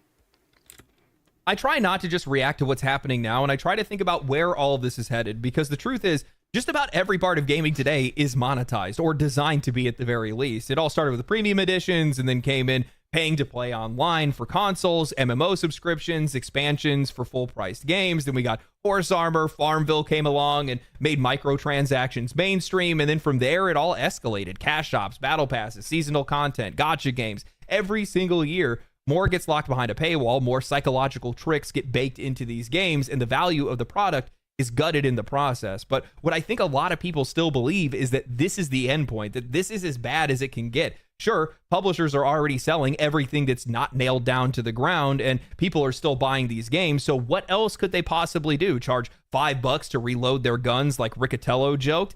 No, I don't think that's the case. I don't think that was a joke. I think that idiot was that serious about it. I think he was serious. Because that's the wrong question to ask. Even the greediest executives out there know that there's a point in which players are going to walk away. And that's where the shift is happening. With the rise of live service games and battle passes, the gaming community has become far more transient than it's ever been before. People are bouncing between titles instead of just sticking with one, and studios are starting to adapt to that. Most of them don't even try to keep you in the game forever anymore. They just extract as much as they possibly can while you're still there. The goal isn't to make a little money from everyone, it's to squeeze as much as you possibly can out of each individual player. I mean, we've seen this play out for years with pay-to-win Korean MMOs and gacha games. The top-tier content is locked behind absurd paywalls. It doesn't matter how much time you invest into these games. If you're not spending, you are never going to reach some of those endgame modes, or at least not to the level that you would like to. And when players start to drop off, these games don't scale back. They double down. They stretch out the goalposts. They cater harder to those top spenders, and they shrink their audience just to the people who are willing to bankroll the entire system. And now more companies are starting to follow that path. They are tired of players who spend nothing. Do you remember those old school shooters from Nexon? I think it was Nexon games, like Wolf Team or whatever it was called, and then like 100 of other shooter games where you could like buy better guns and all of those bullshit straight up from, and cosmetics and everything straight up from the shops, and they gave you like absolute dog shit minimum to keep you in the game, so the whales had something to feed on. I was like, it was about like 15, 20 years ago when these games were prevalent. And people were still playing them. Because it wasn't that bad, it wasn't as bad as the shit that they are producing now. And people are so dull, they don't even see it. Like, we are living in an age where that Wolf Team game wouldn't actually be seen as bad. People would actually enjoy it. Even if they have to like spend extra few bucks to buy a better gun. How awesome is that? Or people that just don't spend enough for them, so they have started to ask themselves the next question. How do we make money off of people who don't pay? In some cases, we've already seen free-to-play or low-spending players use as fodder for whales. It's something that has been talked about openly at industry conferences. People have seen the videos of that kind of stuff by now, and it's also been talked about behind closed doors, where yeah, it is absolutely disgusting. Like, let's monetize even those who don't pay. You know, because whales need some plankton to eat, right? Because other than that, even whales will die of hunger if you don't feed them. So who are we going to feed to the whales? The free-to-play guys. Yep. You know, we must not let the whale lose. So we will do the matchmaking in a way that whale is actually going to be always matched against somebody they can defeat. Well, they will lose sometimes, you know, but you know, try to limit the skill issue to the minimum, right? God forbid that Timmy, who is 13 years old and playing this game non-stop in his basement, is actually going to defeat the Mr. Whale who spent like $2,000 in the last 2 months for like the best army or best gun or best whatever, depending on the game. No, Timmy has to lose. Okay, because Timmy is the teenager. You know, he can't do shit. He won't pay us any money anyway. We don't give a fuck if he stays or lose. You know, but sometimes we should give like a Timmy like a nice, cute little free skin, so Timmy is happy about something and don't actually leave, because we need Timmy to feed him to the whales. That's about it. Low spenders are intentionally kept in the ecosystem to enhance the experience for the big spenders. The goal is to create a power fantasy. Maybe you're going to get matched against low spenders in a pay-to-win game and absolutely steamroll them. Maybe you're decked out in some exclusive cosmetics paired against under-geared players to look more skilled. It's the same logic that's baked into that Activision patent that they filed years ago. Weaponized comparison dressed up as matchmaking.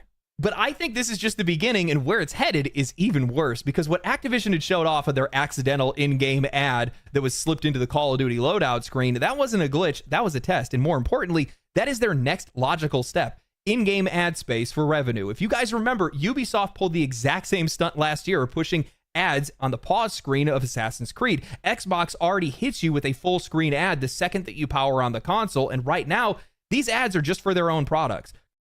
Yeah, the same by the way with Battle.net. You started up the Battle.net because you want to play World of Warcraft. Bam! Hearthstone advertisement. Bam! Call of Duty advertisement. Bam! Like Overwatch advertisement. Bam! Evolved. Go play Evolved. It's amazing game, we promise. Yay! I hate that shit so much.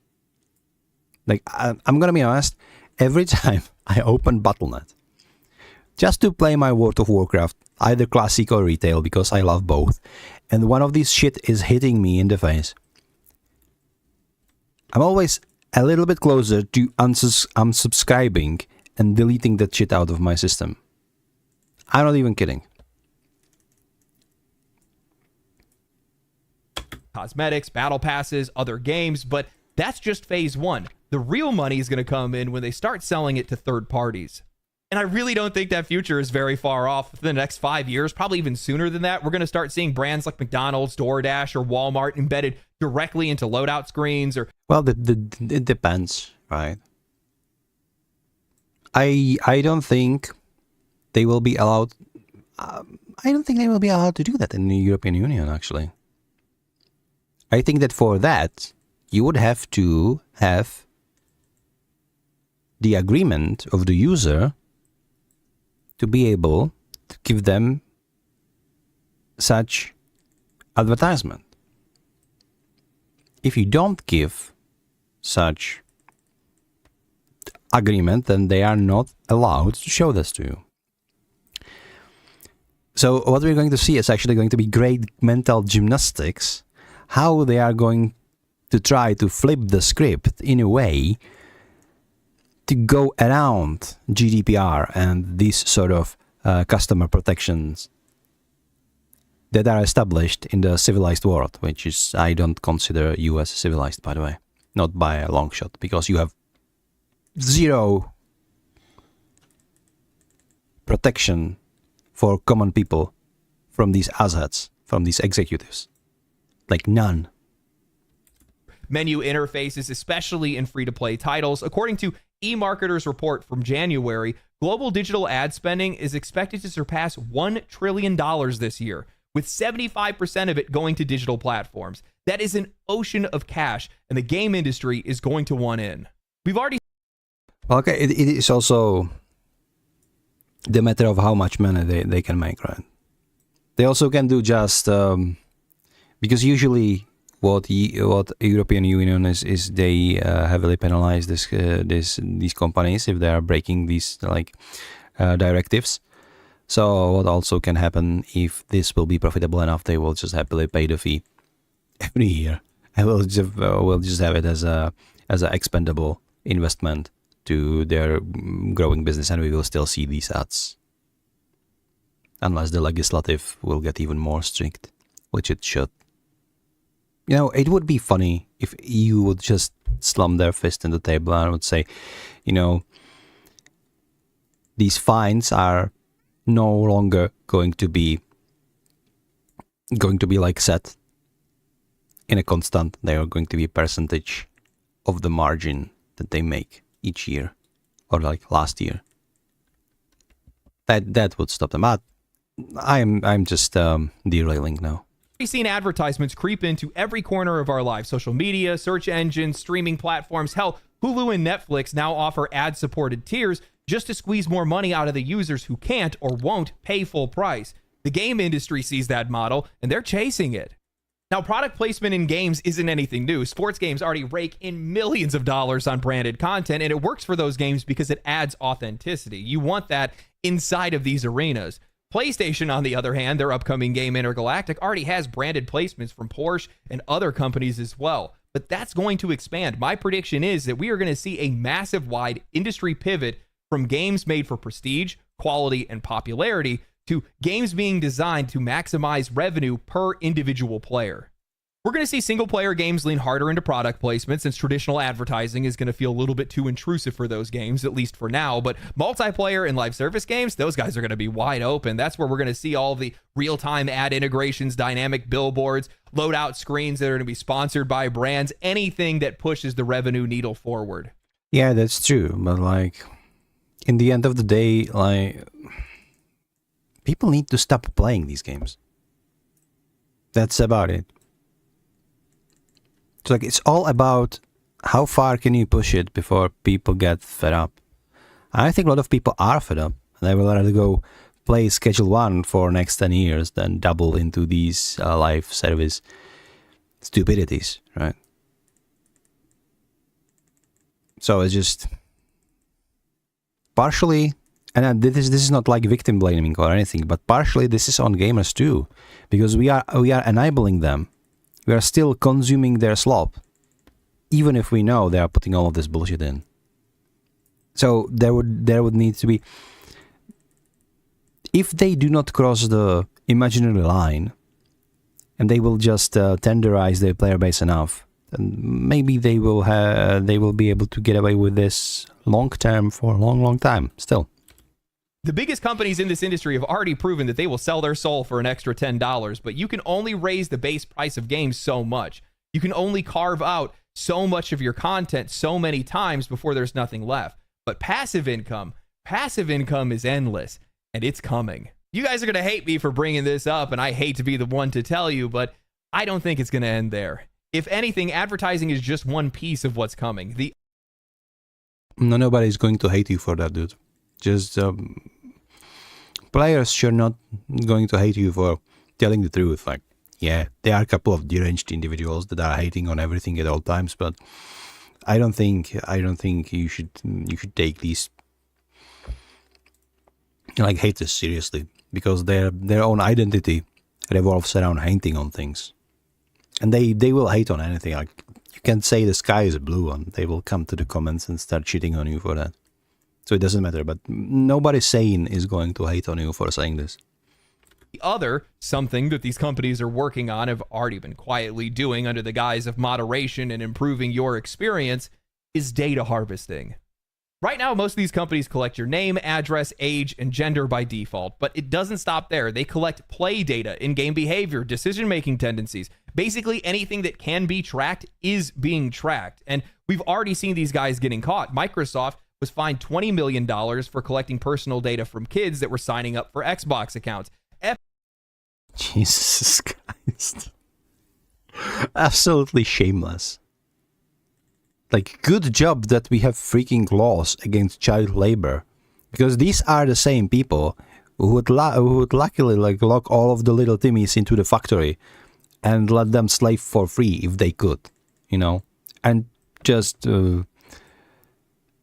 not even let little Timmy go to the school, because what do they need to be educated for, you know?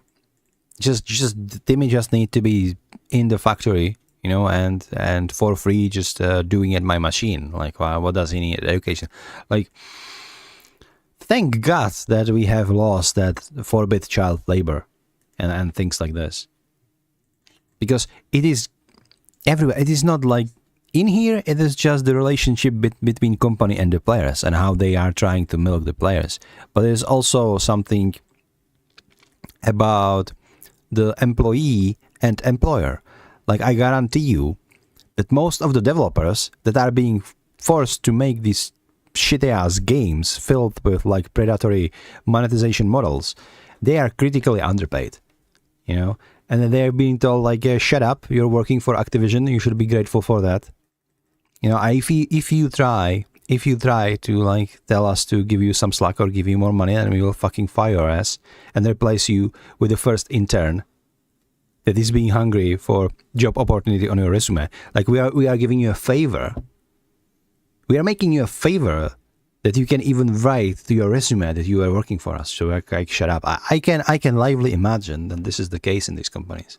Because like, any corporation is fucking disgusting in its culture, in its relationship towards its employees, in its relationship towards its customers.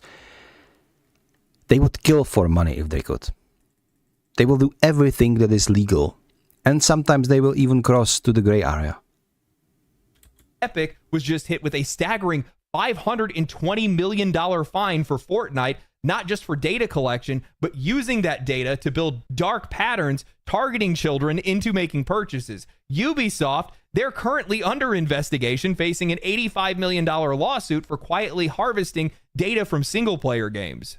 Now, there are supposed to be protections in place, but that only applies to kids under the age of 13 or when consent isn't given. That's the reason why these guys have been sued in the past. But let's be real here. Consent is just a checkbox that's buried under a wall of legalese that nobody's going to read. That's the reason why end-user license agreements are intentionally convoluted and written in bulk. They're not meant to inform you. They are meant to wear you down. Just click agree. Yeah, the most fucked up part is that if you do not agree, you cannot play the game. So just you are paying your soul, essentially, for the privilege, quote unquote, to play the fucking game. It's like, that is amazing. Like, if you find something that you dislike in terms of use, it is not like you can negotiate that. No. You either agree with every disgusting term that they have in there, or you want to play the game. And if you are 13 years old, like, you want to play the game. That's it. Free and let the data stream begin. And once they have that data, they can use it however they want. Sometimes it's just to personalize your experience, but that can mean anything. Skill-based matchmaking, behavioral targeting, feeding you the right offer at the right moment, silently running A/B tests on you in the background, creating blind focus groups without even telling you, or selling your data to third parties so they can fine-tune their ads to be even more effective. I think this is what passive income is going to look like for these companies. Use ad blocks. Everywhere you can, just use ad blocks. This is the only way how you can get back to them. Right? Or any fucking site that is trying to sell you advertisement, use ad blocks. This is a sad reality we're living in. Because you cannot say no. Well, you can say no, but good luck. You're not going to be able to play our game if you say no, and have fun refunding it.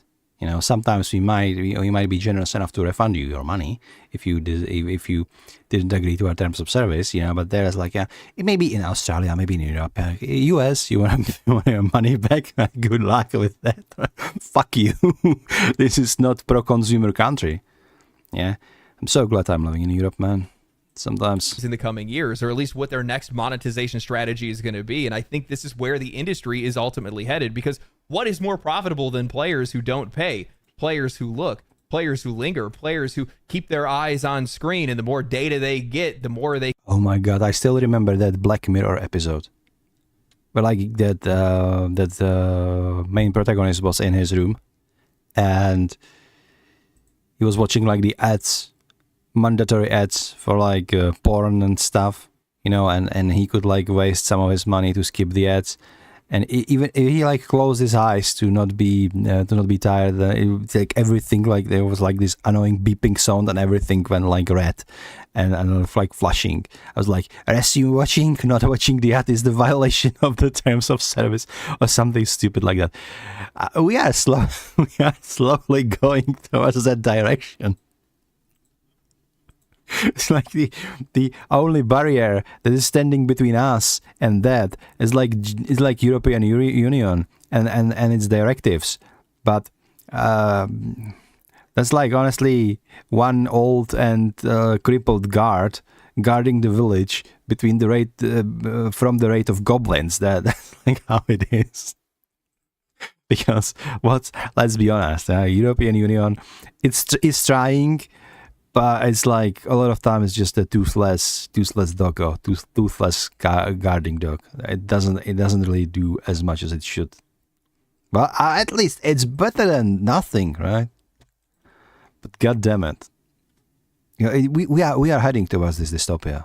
They can sell to them either directly or through targeted engagement. Whether it's Ubisoft scraping play patterns or Call of Duty sliding in ads in their load screen, this is just the beginning. We're only in phase 1 right now. What comes next is just being tested, and most people won't even see it coming. I keep saying this, but these guys are just going to hand off this entire industry on a silver platter to this new generation of publishers and studios that have been turning heads over the past couple of years. The less you focus on the quality of your product and on your customers, the more likely that audience, those customers, are going to start walking away. And we've already seen that happen in a lot of games over the past couple of years. It's that old adage from... Yeah, sure. That's the only way not to put yourself into that situation is to walk away from that situation. That's the logical course of action. And as I said, they are slowly losing people, one by one, because every single player have this imaginary line somewhere else. But once that company crosses it, the trust is broken, and the player realizes there are other games to play, or maybe even other hobbies entirely. Like as I was saying before, this angry HEMA dude who is trying to sell longsword like lessons to gamers, he's saying that he learned HEMA because he hates video games. And like, no matter how cringe his content actually is talking about this, I can kind of see his perspective. He is angry young man who got fed up because video games just take away all of his time and a lot of his money and didn't actually give him anything to achieve. So he just got fed up and he started just practicing longsword. He joined the HEMA community and he uninstalled all of the games. He unsubscribed to all of the gaming channels and he's avoiding the games entirely right now. This is the world where we're living in. And these are the people that are going to leave. His line was crossed and there will be more. From Steve Jobs talking about the marketing team taking over and the product people having less influence. It's the only thing these guys understand. They only think about how to make money, how to make more money, how to get their product in front of more people. That's the only thing they think about because they don't know how to build anything. Take it from somebody that went to school for marketing. It's the only thing that I understand. I wouldn't know anything about how to make a video game. I only know how to sell one more than anything else. I mean,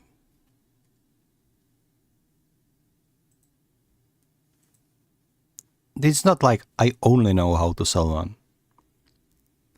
So, if you are a development company, you need PR guys, you need marketing guys, you need management. That's the bigger your development team is, the more of these people need. It is all working like a clockwork, or it should work like a clockwork. And you can either have like the bad corporation who's employing all of these marketing people and PR people to polish the dirt and sell the polished dirt as diamonds, or you can make amazing things with that, right? And I like the marketing is needed oftentimes, especially imagine Schedule One, imagine Clair Obscur if they did have better marketing teams, they would make even bigger impact on the whole industry. So don't say I only know this, because everything you bring into the table is usually important. I know what I'm talking about. I was making a living as a consultant, right? And I often felt like I'm a shit compared to developers. But then you realize that people you are selling your products to, if they don't have consultant who helps them implement that product, then they are just as lost as if they didn't have the product in the first place. So every single one of those is important. Except sales guys, yeah, fuck those guys. They are slimy. Well, I think this is all inevitable. I don't think that it's going to be successful for these guys because one of the things that they ignore is that all this monetization, baking ads into their games in the future, or the data harvesting, that only works in very specific ecosystems. Gaming is much more controlled by its audience. We are much more vocal and influential because gaming is an active hobby, not a passive one. When you watch something on Netflix, you're consuming. When you're searching for something on Google, you're retrieving.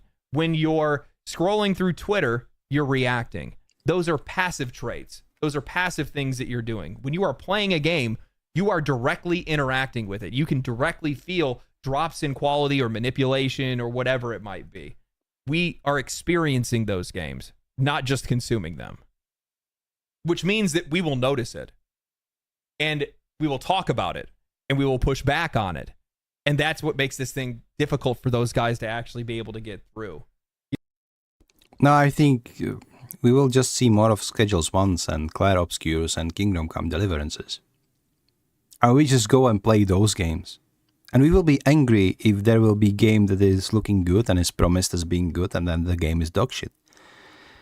And we will feed that to them back. We will cause backlash. We will do refunds throughout Steam, because Steam is like anomaly in all of this shit show. Allowing us to do refunds for like reasonable reasons, that sort of stuff. Allowing us to creating reviews without developers being able to actively boycott those reviews or censor them up and that sort of thing. So like, it's our responsibility to just don't buy bullshit and don't be bullshitted anymore. I'm sorry for interrupting, dude. If an ad pops up on Google or Twitter, that doesn't destroy my experience. I barely even notice it. I just scroll past it. But if an ad popped up in my weapon loadout screen or my pause menu, that's going to take me out of the game. That is going Yeah, and the proof of this is the mobile games. Like that shit is like riddled with ads. And even though you can do it like by a quote-unquote ethical way, like we will give you some currency if you watch the ad. Often they just posting those ads on you natively, automatically, whatever you're doing something. For example, this is the reason why I rarely play any mobile game. Like the mobile games that I play like now is the Dead Cells that I have from my Netflix subscription, so it is ad-free. And then I have my Once Human, because, well, sometimes I just like to chop down trees in Once Human. And those ads in that game, in the mobile version, are like the same as are in the desktop version. And those are mostly just ads for the things in the game, not for the third parties. I don't play any like Clash of Clans and Rise, Shadow Legends, and all of these bullshit games that just are riddled with ads, and ads are just screaming at you on every corner. to destroy my immersion. And as a result, players are going to consciously just not play those games. That's what the end result of that is going to look like. Some players are going to do it. Just why we don't play mobile games. Even though mobile gaming is somehow the most profitable, if I understand correctly, like the most profitable gaming industry, which is probably maybe it's because those ads, because every Billy has a phone and they don't even know the gaming consoles or gaming PCs exist, but they do have a phone or a tablet, so they download the games, and they don't care about advertisement because they are brain rot generations and they are immune, so they're just watching. Hard to say. I was always skeptical towards those reports that like mobile industry is the best, but apparently people are wailing in there and people are watching ads and people are happy. It's like, what the hell have we become collectively as gamers? Why do you call yourself gamer when you're playing mobile game and just eating all of that slop that they serve you? It's like, I would like to help you. There is better, just install Steam. There is tons of free games and every single one of those games is better than anything you can play on your mobile phone. Let me help you. But you won't listen because you don't know what keyboard is. I see. Rest in peace, buddy. You do you. Unconsciously, they're not even going to be paying attention to it. They won't even know why they stopped playing a game, and the reason why they did is because they were never in the game to begin with, because they kept seeing an ad or whatever it might be that took them out of the experience, and now they're not paying attention to the game anymore. It's not the path that I would go, but I know it's the path that these guys are going to try to run through. It's not going to end well for them, I'll tell you that right now. Again, this just goes to show the massive gap in priorities when it comes to AAA and indie publishers today. And indie studios as well. Well, it's the passion. Because AAA just took away the passion from gaming. They're just focused only on money. The indies, they want to deliver the experience. That is why those Claire Obscures, those Schedules ones, those little companies, that's why they are so good. Because it has a soul. One side has only so much time, money, experience, and resources, and they only can pay attention to just the game. How does it play? Does it look cool? Are people going to be interested in this? That's the only thing that these guys can think about. They can't take all the time in the world to come up with all these monetization strategies. That's why if you guys have ever noticed an indie game that has tried to do the same monetization strategies as some of these AAA companies, they get pounded into the dirt. They don't stand a chance because they can't do it nearly as well, and players aren't expecting it either, which is a part of it as well. Yeah, but they also don't have that marketing team and PR team to do damage control. It's like if you have people like you who are street and marketing, if you have people who are in public relations, they can literally swap the narrative and do damage control and do it effectively and make excuses and use the psychological warfare, essentially. All of those techniques that are based in psychology as a science are being employed towards sales, towards marketing, towards PR, to essentially trick our minds into believing that the same slop is actually better slop than what such foolish indie developer trying to release, I don't know, Battle Pass in their shitty game would make. But yeah, the other side, the AAA side, these guys have lost touch. They don't even recognize the customer, and the only thing they can think about is growth and profitability. One side of this is sustainable, the other side is not. I'll let you guys take the time to figure that part out. Anyway, I hope you guys enjoyed the video. If you guys did enjoy the video, like the video, share the video, subscribe to the channel. Subscribe, liking out right now. Thank you, dude. Follow me on Twitch, follow me on Twitter, and I hope you guys have a good day. Stay cool, stay righteous, stay safe. Catch you in the next one. Family, right? Family, family, family, family. Yeah. Thanks for the video, dude. That was awesome. Anyway. Where were we? Yeah. Let's go back and see how much seals I actually got. About 4. That's not too much, is it? This is mandatory Black Desert. This is mandatory Black Desert showcase to justify why I am sitting in Black Desert category all this time. Either way, I think I've been streaming about 4 hours again. Yeah, my head hurts a little bit, so I'm not going to do more grinding today. Maybe tomorrow, but I really want to get back to the Clair Obscura. I still can't find time. I don't know. I don't know how that is possible. But this is all for today. Drops. Take your drops. If you were watching for the drops, take your drops. Don't forget it. I am on 99% really. 99.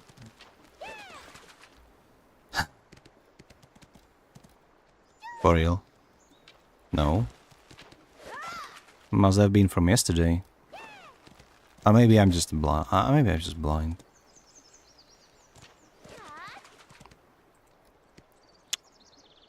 Anyway, guys, take your drops. I thank everybody for watching, if you did. And I hope to see you on one of my next streams. Just pester me if you want to see me continue the Clair Obscure Expedition 33. I am really trying to get into it, but I never feel like now is the time. Currently, I'm still trying to figure out what kind of you will. Perfect. Currently, I'm also trying to figure out what kind of new consulting video I'm going to put on my new max size. What the hell is this? What do you mean? I don't care. I'm just going to sell the fish. I'm trying to figure out what new type of consulting video I'm going to release. So we will either expand on the knowledge base a little bit more, because I don't have more theoretical ideas right now, or we will go the road of a little bit of interaction to ITIL, IT Infrastructure Library, see where it takes us. But yeah, I guess people are here to see Black Desert Online and maybe some rambling about video games, so I'm not going to be bothering you with that. But if you are interested in that, then tune in Grumpy Miosty Consulting, my second channel. It should be somewhere in my posts on YouTube, so check that out. Wow.